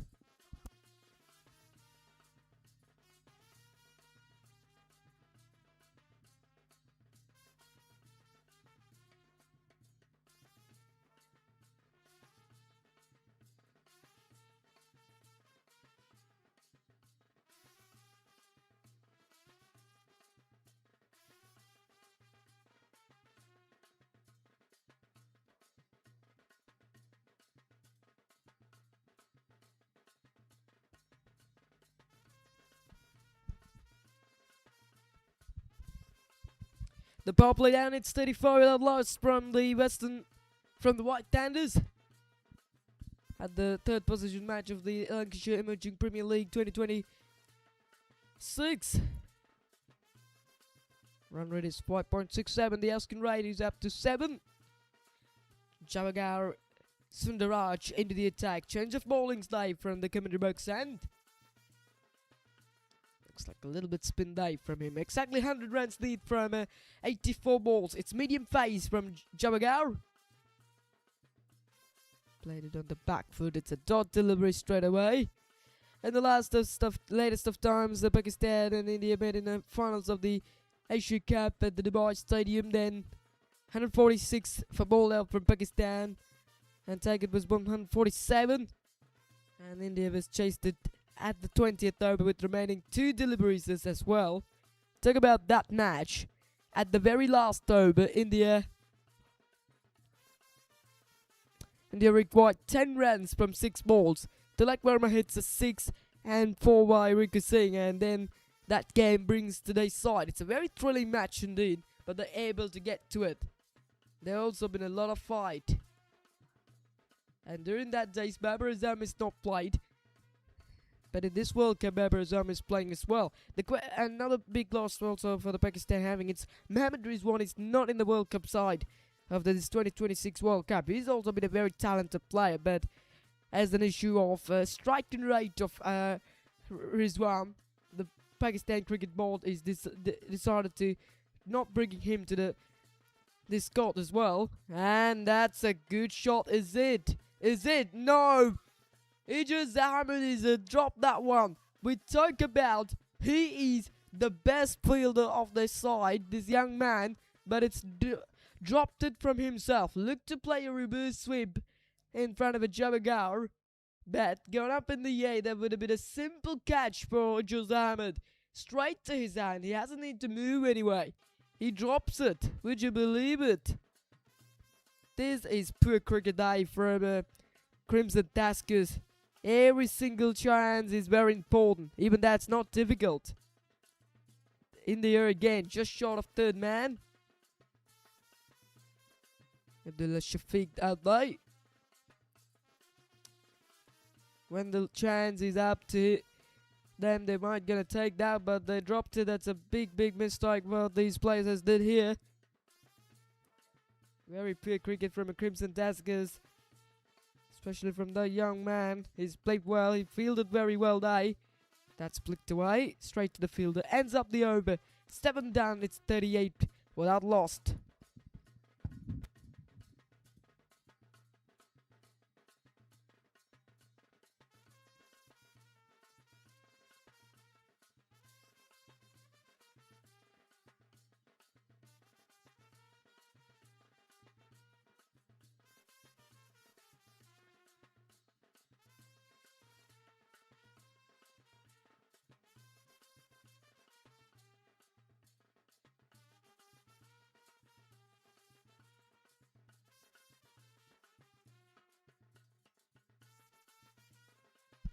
At the moment, match number 25 of the ICC Men's T20 World Cup in progressing between Nepal and the West Indies at the Wankhede International Cricket Stadium in Mumbai. If today's the West Indies gonna win, they probably move into the Super 8 stage of the World Cup. At the moment, after 7.4 overs, Nepal was 27 for 4.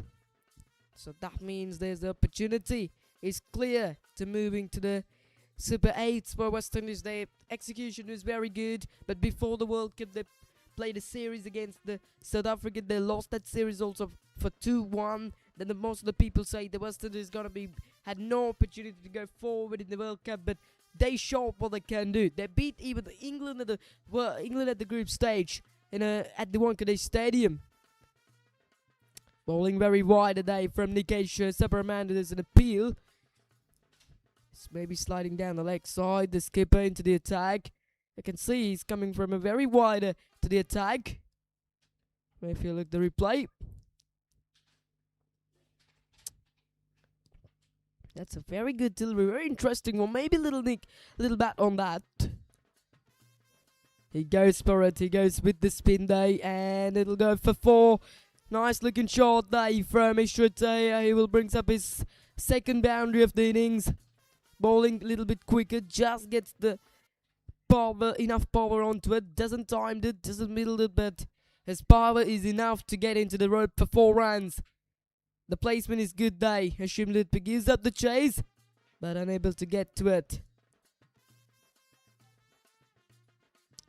And you know, the 3 matches he's always been playing in one day. In this World Cup, 2 matches in India, 1 match in Sri Lanka. Talk about the venues of this World Cup. 3 venues from Sri Lanka. It is Singley Sports Club ground in Colombo. We call this an SSC for the first time.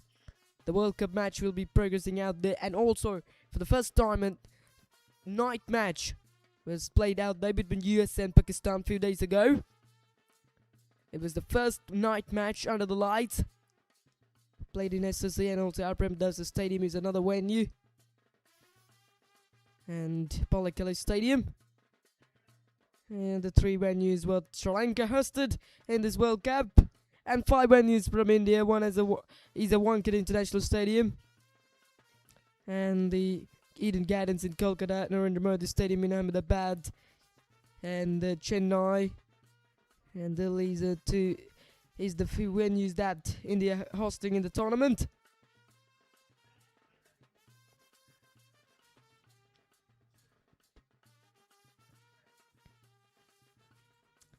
Nicely played, working the singles very well. It's a good partnership.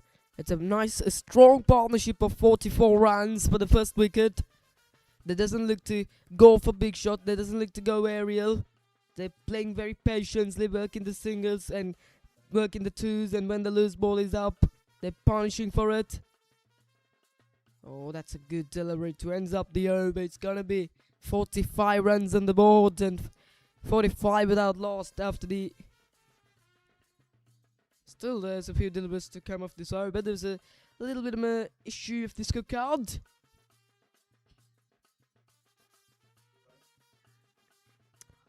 Tossed up and nicely goes in through the long arm for single to ends up the Ends up the 8th though, but is 46 on the board for the White Tenders.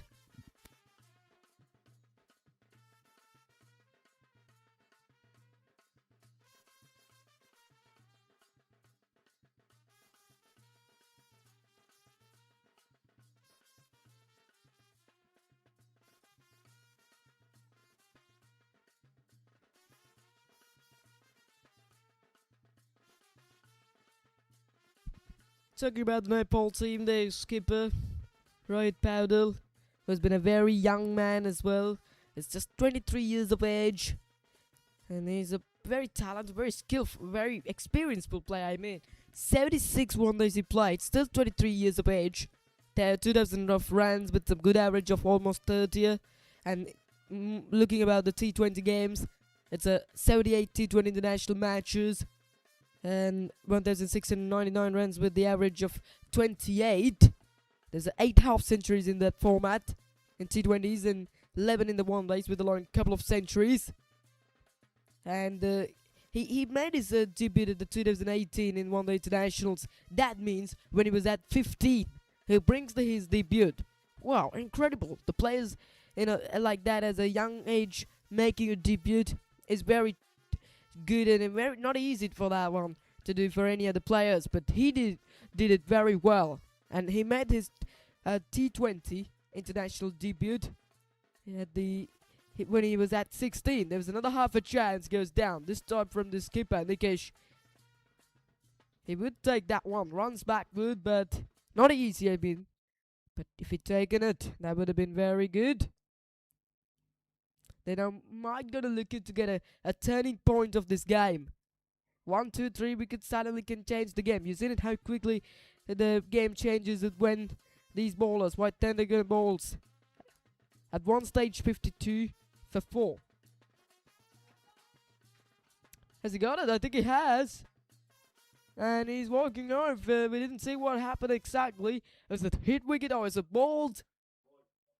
It's gonna be bowled as well. And Nazir Azreen is gonna working over, trying to create some room and trying to get through front leg. Finally, Jabago Sundaraj manages to get his man Nazir Azreen's some fighting and comes to end. He's going back to the dressing rooms for 17 from 23. It's 45 for 1. We was a talk about how important is the wicket, and it comes at the moment.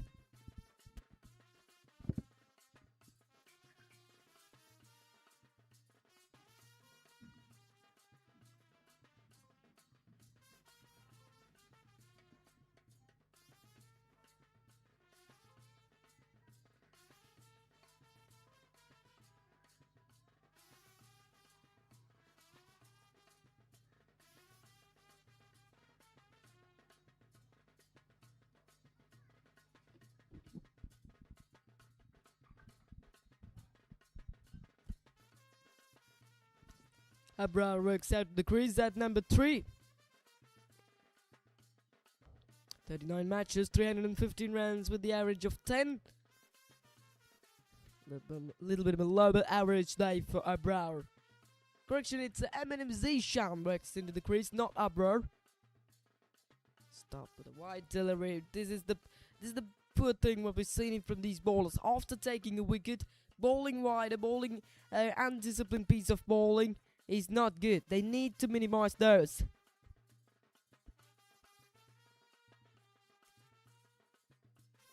Chabagat Sundaraj. Some very medium pace.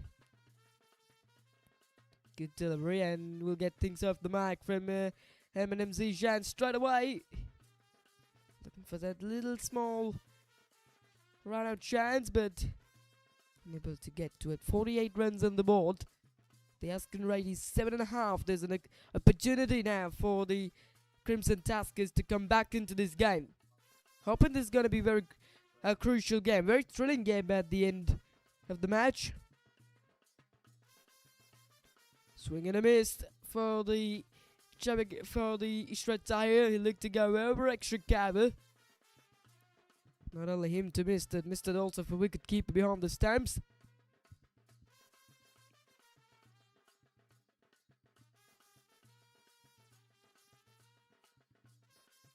At the moment, DLS power score is 48. If the rain comes at the moment, the match will be tied, because when the DLS basket shows 48, you want to get 49 for victory. DLS basket means some score that is leveled.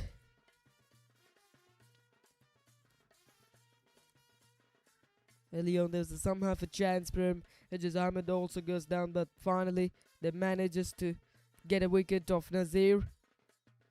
Nicely cuts it away from Zishan. Nice sounded of the bat, and single to ends up the 9th over. 50 up from the White Thunders. 54, 1 after 9.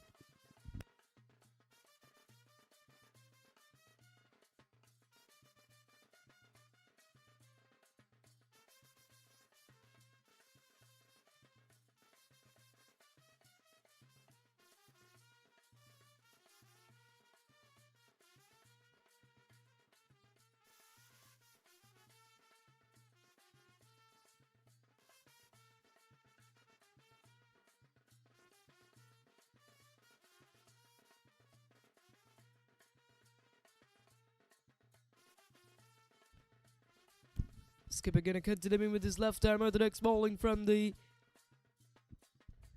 far end. After this over, we have the drinks break of this match. Exactly after 10 overs. Oh, nicely cut away, and cut away for 4 from Zishan. A beautiful looking shot by. He bowled a little bit quicker that occasion. Not turning away, it's just coming into himself. Nicely played a little bit too late with using the pace of the ball from Zishan. Excellent looking shot for 4. His first boundary of the innings for Zishan.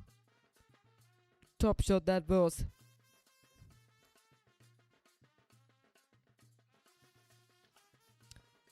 That's good bowling. There is asking the question there. Looks like a little inside edge onto it.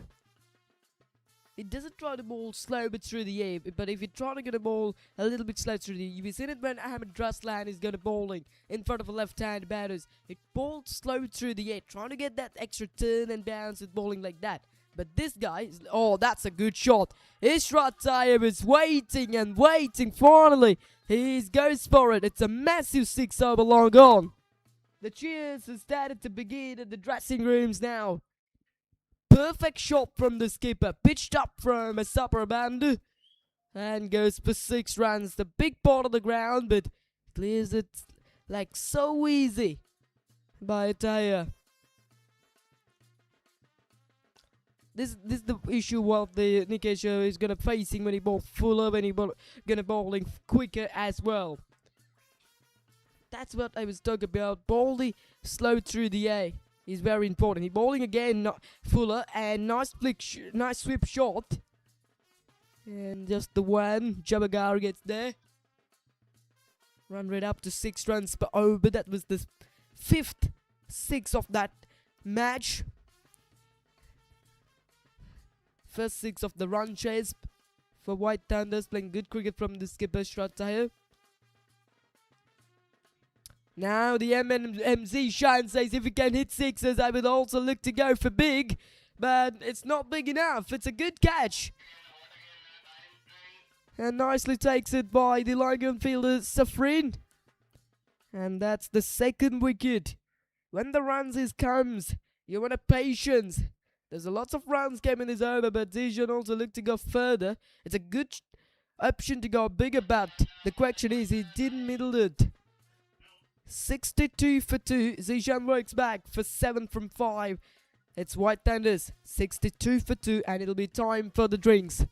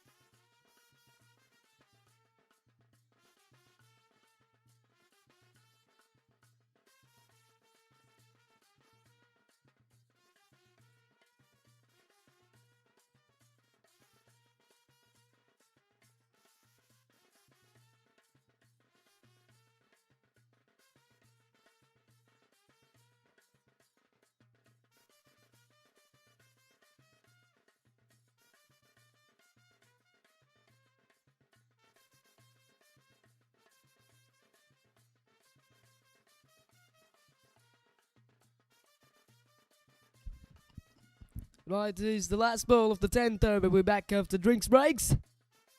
Oh, it's a good delivery. It's a dot delivery to ends up the over. It's 62 for 2 after 10 overs from White Tenders.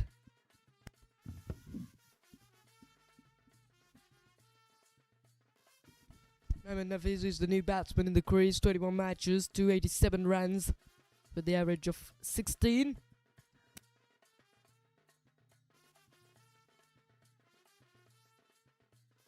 Today we had a double header after this match. It's a match between the Red Panthers and the Black Tigers coming out with the finals of the Lancashire Emerging Premier League. The players has been already arrived into the stadium now.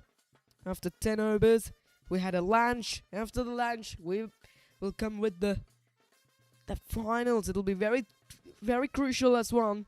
Crucial matches, no doubt about. The players like Sean, Rajendra Sirdar and Eminu Jazz is on that side as well. And Jabagar Sundaraj is going to continue after taking a wicket in the previous over with a very good confident level. 1 wicket for 9 runs in 2 overs. Ishrat Daya, the skipper playing well, 30 from 31.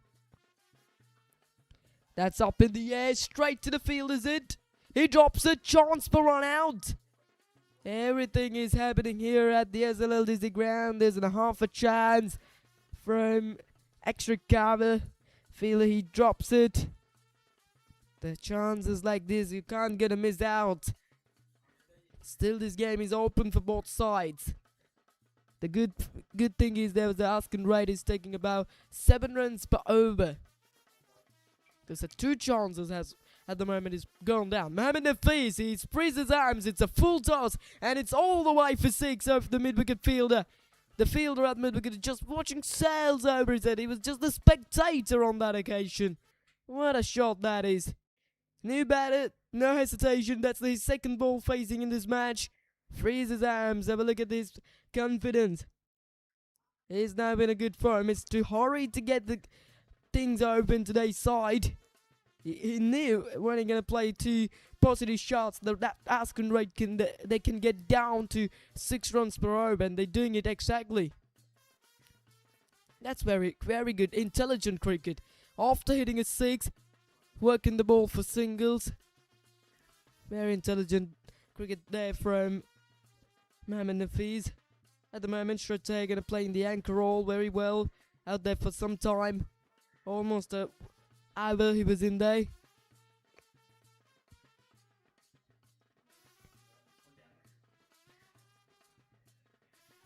Still playing and getting singles very well.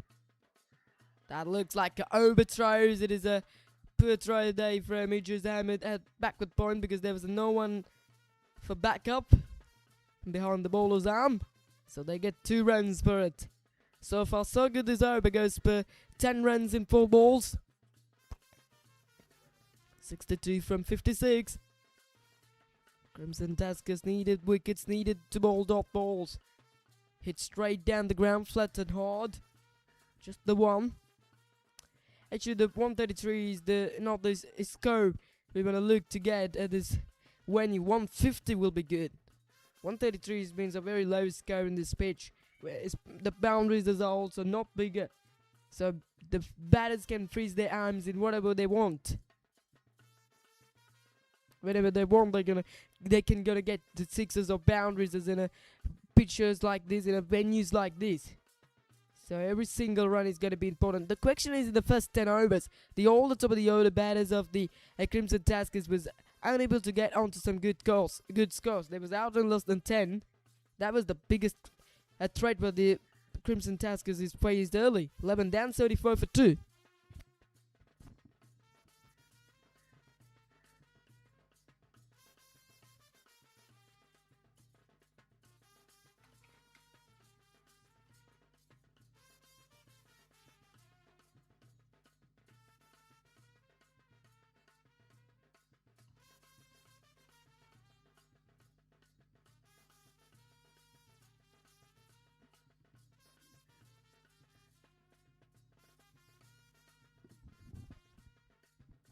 This match is already planned to get started at 8:30 or o'clock in the morning, but One team was a little bit late to come, so the match was delayed early. The toss played at 9:04. Match started at 9:30.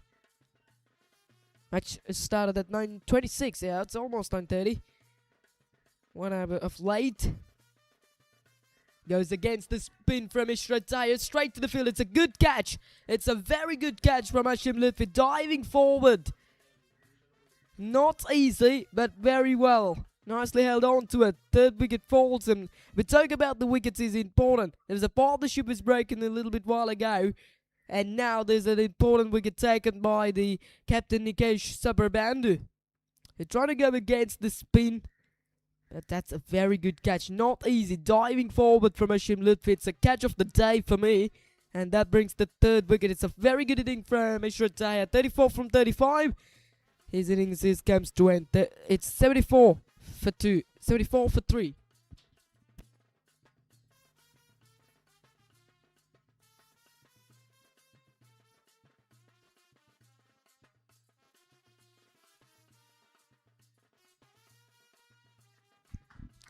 At that occasion, he goes against the wind as well, so it won't get the distance and it won't get the wave that he wanted to get. It's not the result he expected, though. It's a third wicket fall in this game. He's been swinging once to the bowlers, once for the batters, and now back into the bowlers. It's a 50-50 chance day for both teams. There you go. We can see the players of the Red Spartans had a little discussion. The skipper Rajendran Siridaran, he's been a senior player, who had a little discussion out there about what to do, how to do in the next PO, but in the next match, because they knew that's the final. They knew it's a crucial match against the Black Tigers, so it's a big plan there. You can see Anas, you can see Asham there, and Rajendran Siridaran, the most of senior players on their side. He's had a very good discussion, very good plan, very good to see that one before a match coming early. Had an idea about watching this match, had an idea about the pitch and about the ground conditions and the weather, and also the planning what to do in their matches. Well, very good to see that one. Back to this match number 7, third position game, 75 for 3 from White Thunders. Wiranga Yashan works out to the crease, the new batsman. In 3 matches, 77 runs, 38.5 of runs of average for the left-hander. He immediately get things off the mark.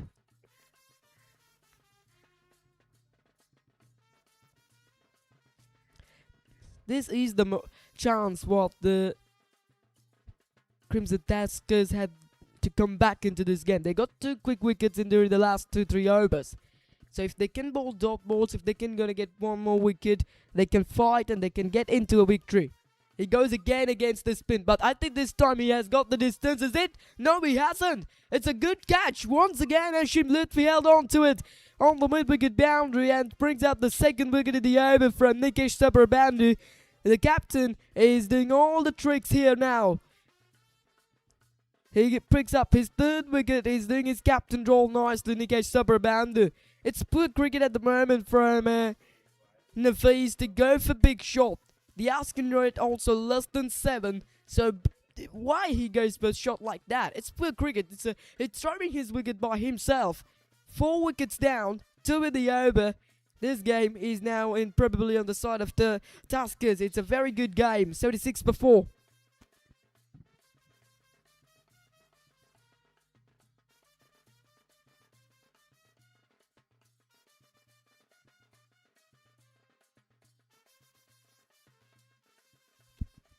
That guy who can bat very well, but that is poor cricket, not intelligent dive from him. When the wickets are falling, going for big shots is not the best option. Surviving in the centre and working singles when the chance is up to you yourself is what you're trying to get to do. But Mohammad Nafees goes for another big shot. He took a 6 early on, but he looked to go for it again. The result is end of his very good inning. Now the Nipun Perera works to the crease. Very talented player. 2 left-handers now in the centre. It's a good move because there's a left-timer, Nikesh Subbarbandhu, who can bat very well. He can bowl very well and trying to survive in front of himself because left-hander is turning the ball into the left hand, so that probably a little bit too comfortable for left-handers to face in front of him. It's a good appeal straight away in front of the new batsman, Nipun Pereira. I say it's pitching outside the leg stump. 123 matches, 1,840 runs day for Nipun Pereira, with average of 24. Good strike rate of over 105. Last ball of the over, very, very good. 2 runs and 2 wickets.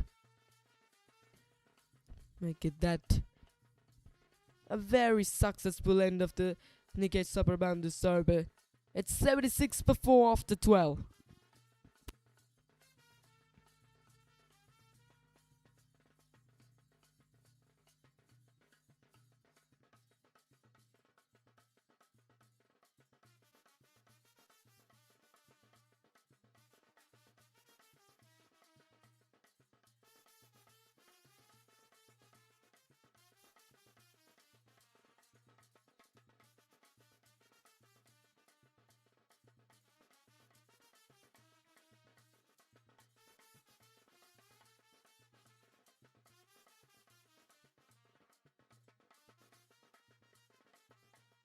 There's an intelligent cricket dive from Nikesh Subrabandu.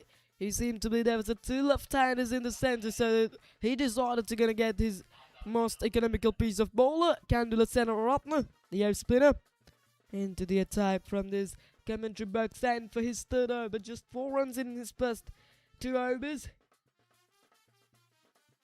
It's a good battle between a right-arm off spinner against the left-handed batters. Well, turning away, Kandula Senaratne looks in a very good form. His target is not taking a wicket. He's not a wicket-taking bowler. He's a bowler might gonna look to bowl lots of dots and try to build up pressure. Suddenly that the asking right up to 7.25 runs per over. Next to come Hamid Raslam preparing in the dressing rooms, as we can see at the right side of me in the commentary box. The players of the White Thunders getting as well, and the Crimson Tuskers getting on the left side of myself. The commentary box is located in the middle of the dressing rooms. Nipun Pereira is a very experienced player. His experience is needed to show at this moment in this 3rd position match. It is Ahmed also can bowl. He can bowl some leg spinning, as we remember in the recent Lancashire Premier League. But still, they couldn't bring himself into the attack. Kandula Senaratne is bowling very slow, but very tight land. He goes straight down the ground. Long gone. Can he get to it? No, he hasn't. It's gone for 6. It's a good shot. Beautiful looking shot there from Nipun Pereira. We talk about he needed to show his experience in this very important game, and he did it well.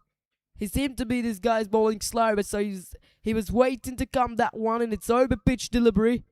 It's a nice shot, 10 yards out of the stadium for 6 from Nipun Pereira. That's a good delivery. Once again, slow through the air from Kandula Senaratne.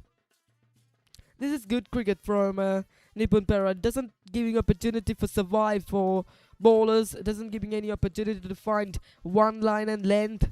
When the bowler trying to find his length and lines, he's trying to destroy him. That goes straight down the ground again. Make it that more, is it? It is. 6 more. 2 in a row in this over from Nipun Pereira. He's trying to get the control of the game and straight away back to their side. Over pitching once again and going straight down the ground. There's a long on gets there. There's an opportunity, but not much effort there from long on. So it's a 6 runs. So far so good. 13 off it. He goes again. This is up in the air. Long off running down towards the right and lands in between extra cover and long off. So 2 runs to ends up the over. 15 off it. And it's a 91 for 4 after 13 overs from the White Thunders.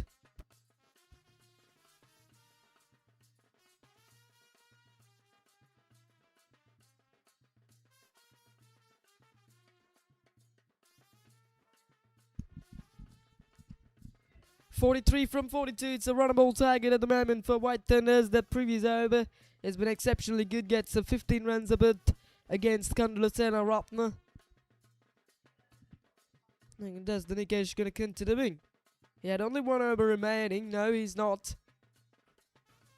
It's Gamanusena Ratna into the attack. Looks like the two brothers there playing in the side. Two Sena Ratnas. Looks like gonna bowling some right arm move spinning. No, leg spinning from him. Gamanusena Ratna. Right, let's have a quick look about the match number 25 of the ICC World Cup. T20 World Cup in West Indies and Nepal at the Wankhede Stadium. Progressing at the moment. 33 for 6 after 15 overs from Nepal. West Indies in a very strong position. At the moment, Dipendra Singh Irie, 27 from 33 out in the centre. As we'll talk about the bowling performance. Single off it from Viranga Isham. That's a good cricket day. Because he knew Nipun is come back very well. So now he's trying to rotate the strike and give it the opportunity for Fakes for the most of the deliveries for Nipun Pereira to play his best role, play his power hitting role. He took 14 runs by himself in the last over. Talk about the bowling performances from the Windies. 1 wicket for 21 in 3 overs day from Akil Hussain. 1 wicket for 10 in 4 overs by Matthew Fodder. It's been a very economical piece of bowling. He also bowled at 1 maiden over. Economy was just 2.5. 2 wickets per 4 in 2 overs from Holder. Shema Joseph with 1 wicket. And as well, it's been a very sensational piece of bowling from West Indies cricket. West Indies has been the whole countries together to play cricket. The islands in the Caribbean islands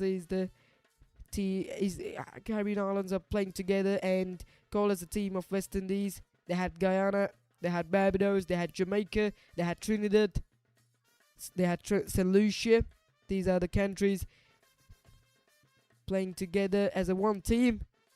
Calling as a West Indies, calling as a Windies. They've been the world champions in 1975 and 1979 in Prudential World Cup in 1 days.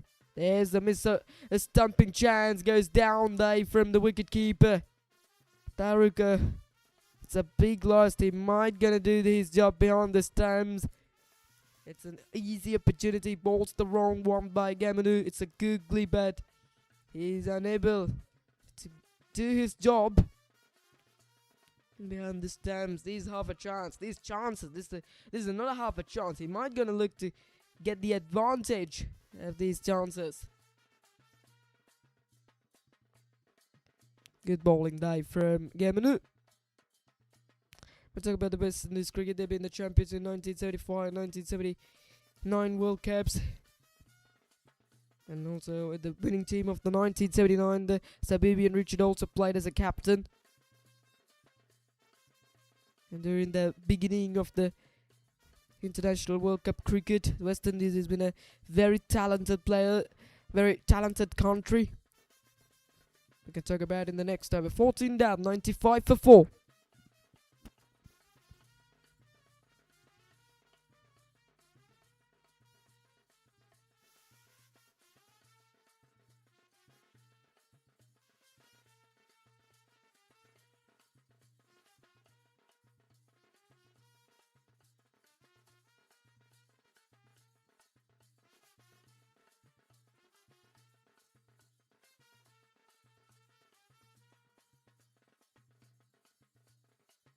There's that preparation from the Red Spartans for the finals. They're taking their warm-ups.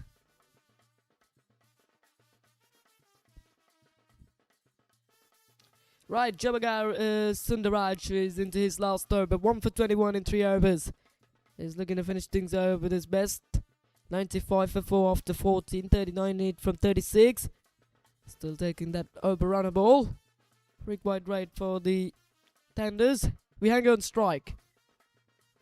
Pitched up and driven for single. We talk about the West Indies cricket as well, and they wins twice in the T20 World Cup also. Once in 2012 under the captaincy of Darren Sammy, and also in 2016. They wins the World Cup after beating England after very fighting end at the Eden Gardens in Kolkata. The both times when West Indies wins the T20 World Cup, the West Indies side was led up by the Darren Sammy, especially at the 2016. That's going down the leg side.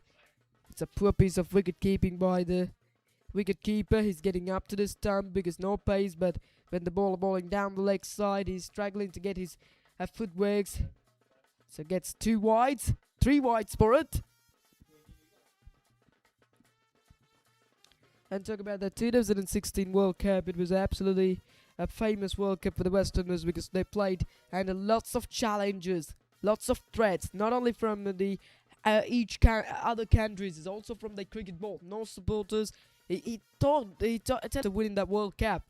It's Darren Sammy at the pre-match conference. He's telling there was no uniforms for their side from the cricket board, no support from the cricket board as well. So they played under lots of pressure, especially from their countrymen.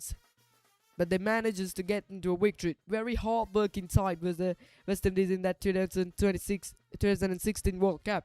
The players like Chris Gale, Darren Sammy, DJ Bravo, has played there on that winning playing 11 for the West Indies, and they won their first T20 World Cup in 2012 after beating Sri Lanka in the World Cup final at the R. Premadasa Stadium. 4 times they managed to win a World Cup. There's that couple of wides brings up the 100 runs on the board for White Thunder, so that means the victory is not too far away. There's lots of extras including of this innings. Lots of wides. Pitched up bowling very slow from Javagar. 15 extras included, then 11 wides and 4 byes. The partnership is building up very quickly. 26 from 18 between Nipun Perera and Vihanga. Full toss goes straight down the ground, aerial, and it's a 6 more. It's a good shot. It's not a difficult shot to play because it's a full toss and brings up in the middle of the bat for 6 runs. This is good cricket. That's his 3rd 6 of the innings as well. Correction, 2nd 6 of this innings with a 1 boundary. Beautifully played that one. Nice shuffle to the off stump and nicely middled it for 6 runs. He's on 20 from 13. Last ball of the over. Slower delivery and worked away towards mid-wicket for single to ends up the over. 15 down, 109 for 4.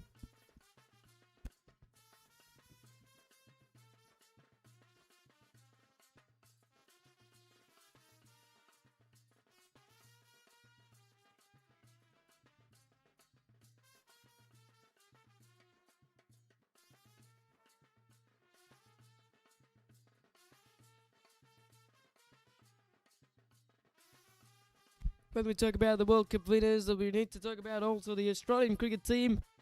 One of the unforgettable cricket players. Their men's, their women's.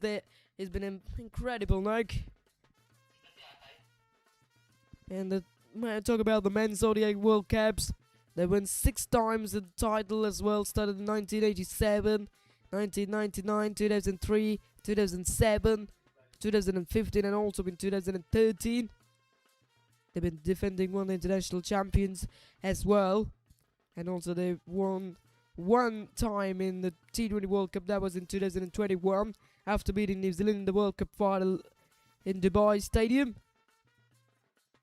They had 7 titles in international World Cups for the men's side. And talk about the women's, they had 7 titles in one of the international World Cups as well. 1978, 1982, 1988, 1997, 2005, 2013, 2022.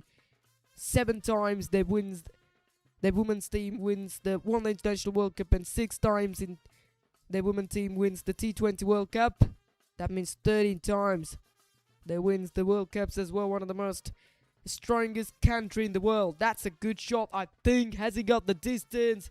He hasn't got the distance, but he has got the placement for a couple of runs. Gavin Hussain got the ball a little bit slower. Ball in the leg spinning. He didn't middle that one by Vihanga. Just come off the middle of, just come off the bottom of the bat. Right, Nipun Perera back on strike. 20 from 14. That's good bowling there. Inside edge onto the pads. Now 25 from 27. The asking rate is less than 6 runs per over. The Australian cricket team is the most strongest side in the World Cup. The women and men's wins all of 21 times in the World Cup cricket. World Cups as well. The second most strongest side is India with 4 World Cups.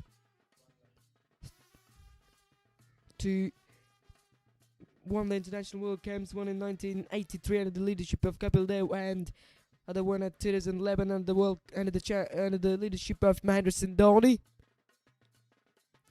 And they had 2 T20 World Cups, one under the leadership of MSD in 2007, another one under the leadership of Rohit Sharma in the last World Cup in 2024 in USA and West Indies. Last ball of the over, so far so good. Pulled away towards the onside and will get a single to ends up the over. 4 runs up it from Gavin Hussain-Ratna, 112 for 4.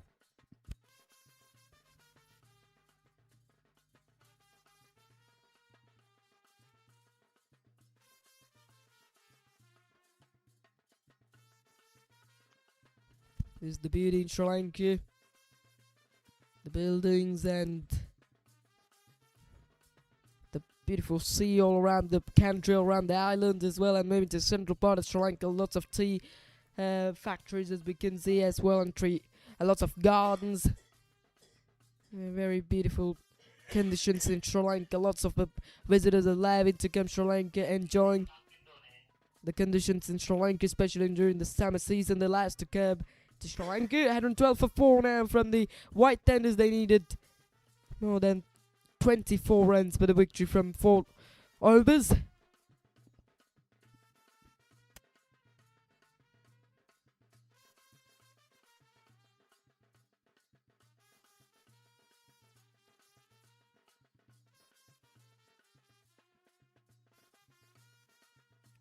This has been a very good broadcasting performance day from the SK Live YouTube YouTube channel as well.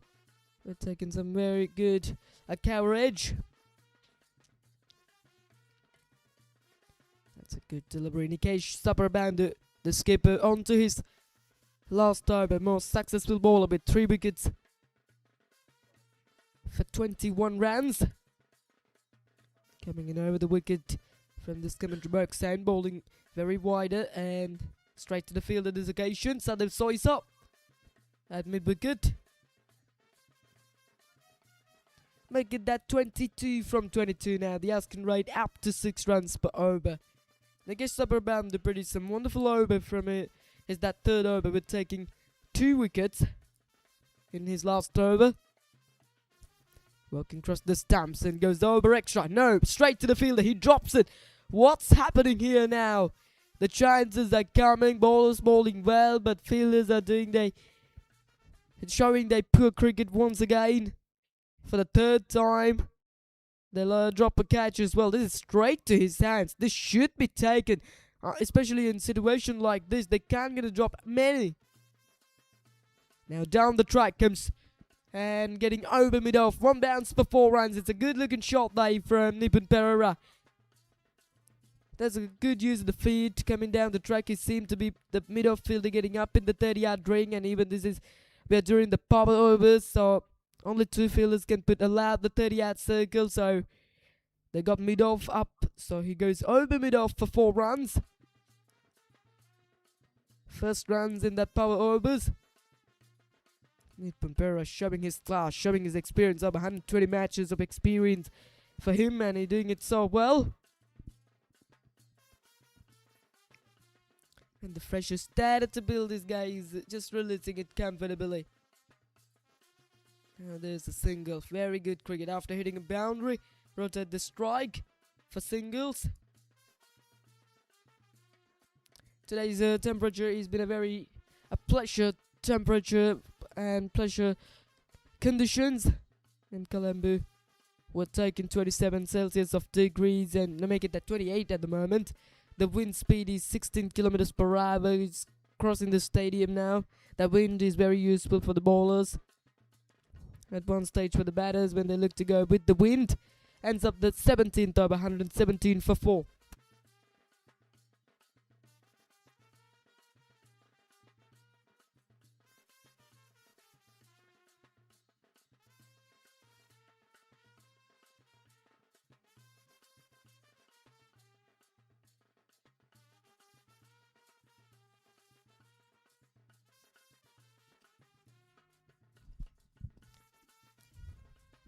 Back to the match 24, the Al-Sisi Men's Stadium in the World Cup, 110 for 6 from Nepal during the 19th over.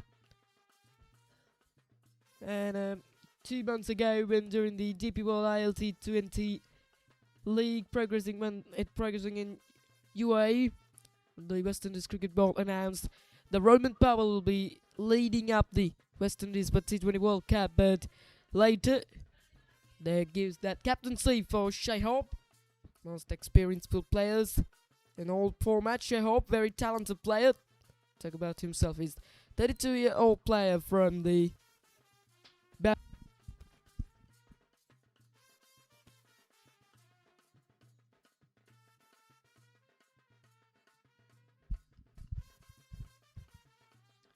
Gavin Senaratne going to continuing. Bowling that googly very well into the pitch from Senaratne. There's a 2 left-handers is taking there in the centre. The Nippon Perera.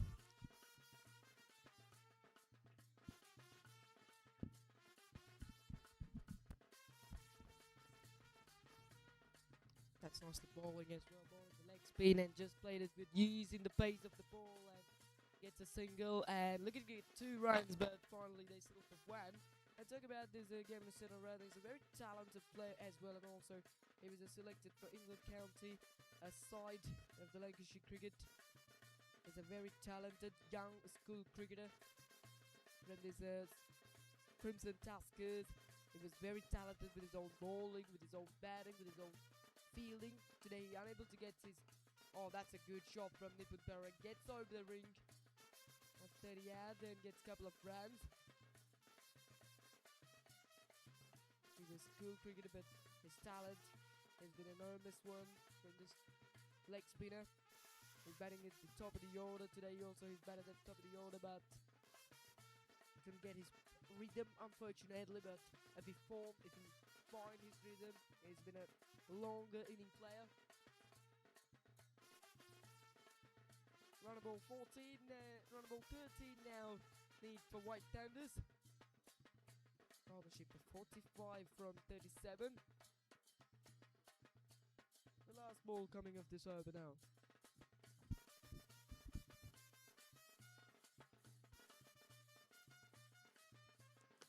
Goes for reverse.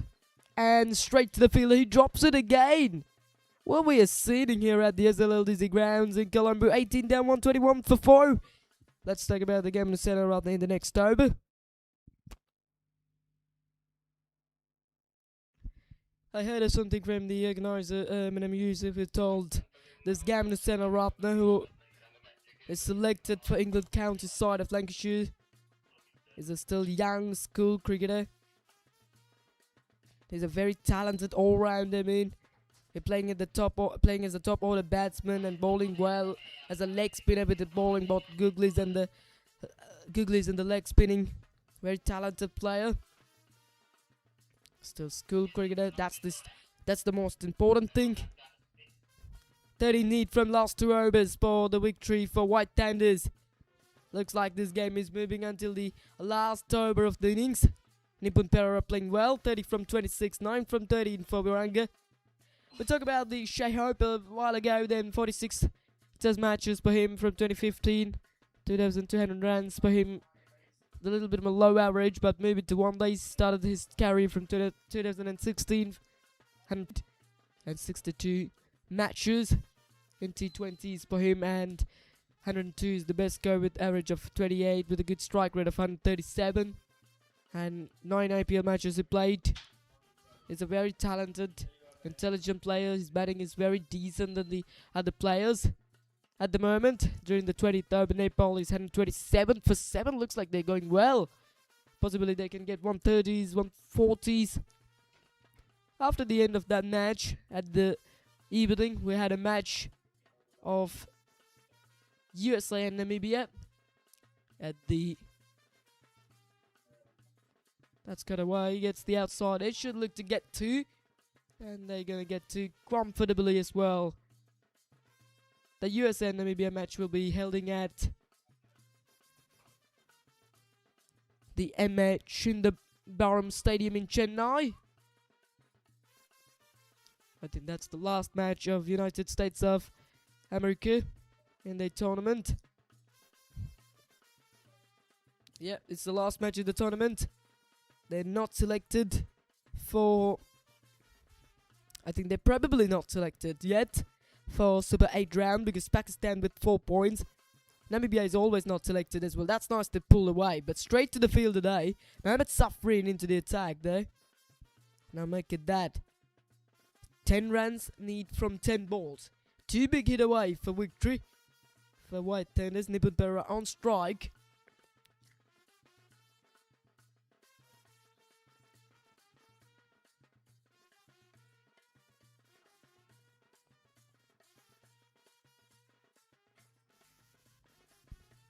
This is very calm cricket. Hitting the singles. Didn't look to go for big because they knew the runs is on the board. So playing very calm way.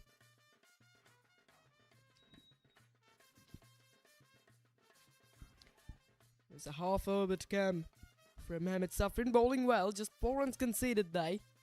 Oh, that's a good shot from Viranga Yashan. Uses the pace of the ball in ovation day. It seemed to be no fine leg, so just and gets it through that fine leg region with a little scoop for 4 runs. Bowling a little bit faster. It's a very good shot from Yashan Viranga for 4 runs. This game is on the hands of White Tenders. They are not too far away for their first victory in the tournament, and they look to finishing at the 3rd place well. 5 from 8. 1 hit away. 1 big hit away for victory. Runner ball 16 for Viranga Yashan.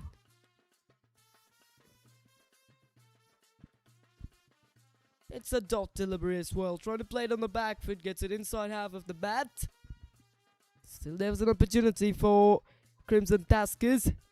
If they got 150, this game looks possible there for the Crimson Tuskers. But that 133 means not a satisfying total at the SLLDC grounds. Especially in a batting pitch like this. Short again and cut away for single to ends up the over. 19 down, it's 130 for 4. So let's move to the last over. 4 need from 6 balls to the victory for White Tenders.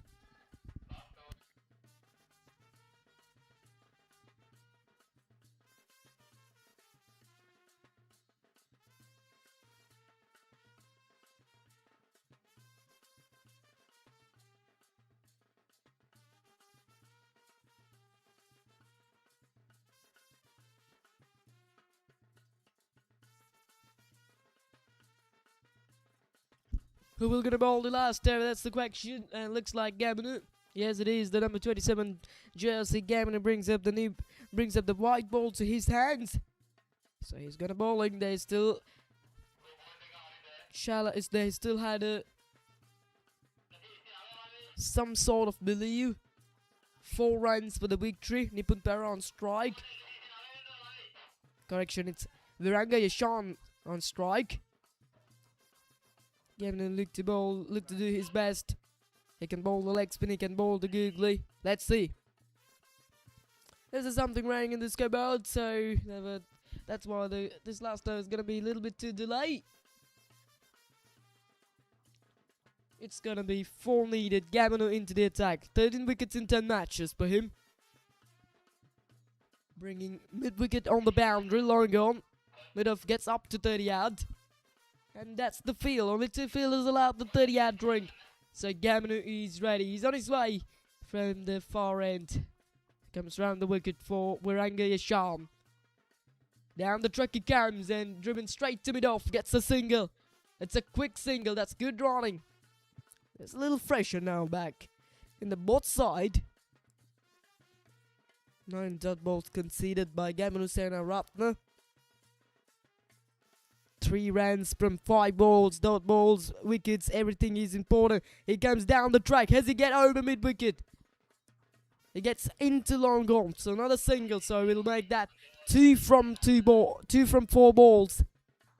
His step outs, they balls the googly, but not much turn they, fortunately for the favour of Nipun Pereira.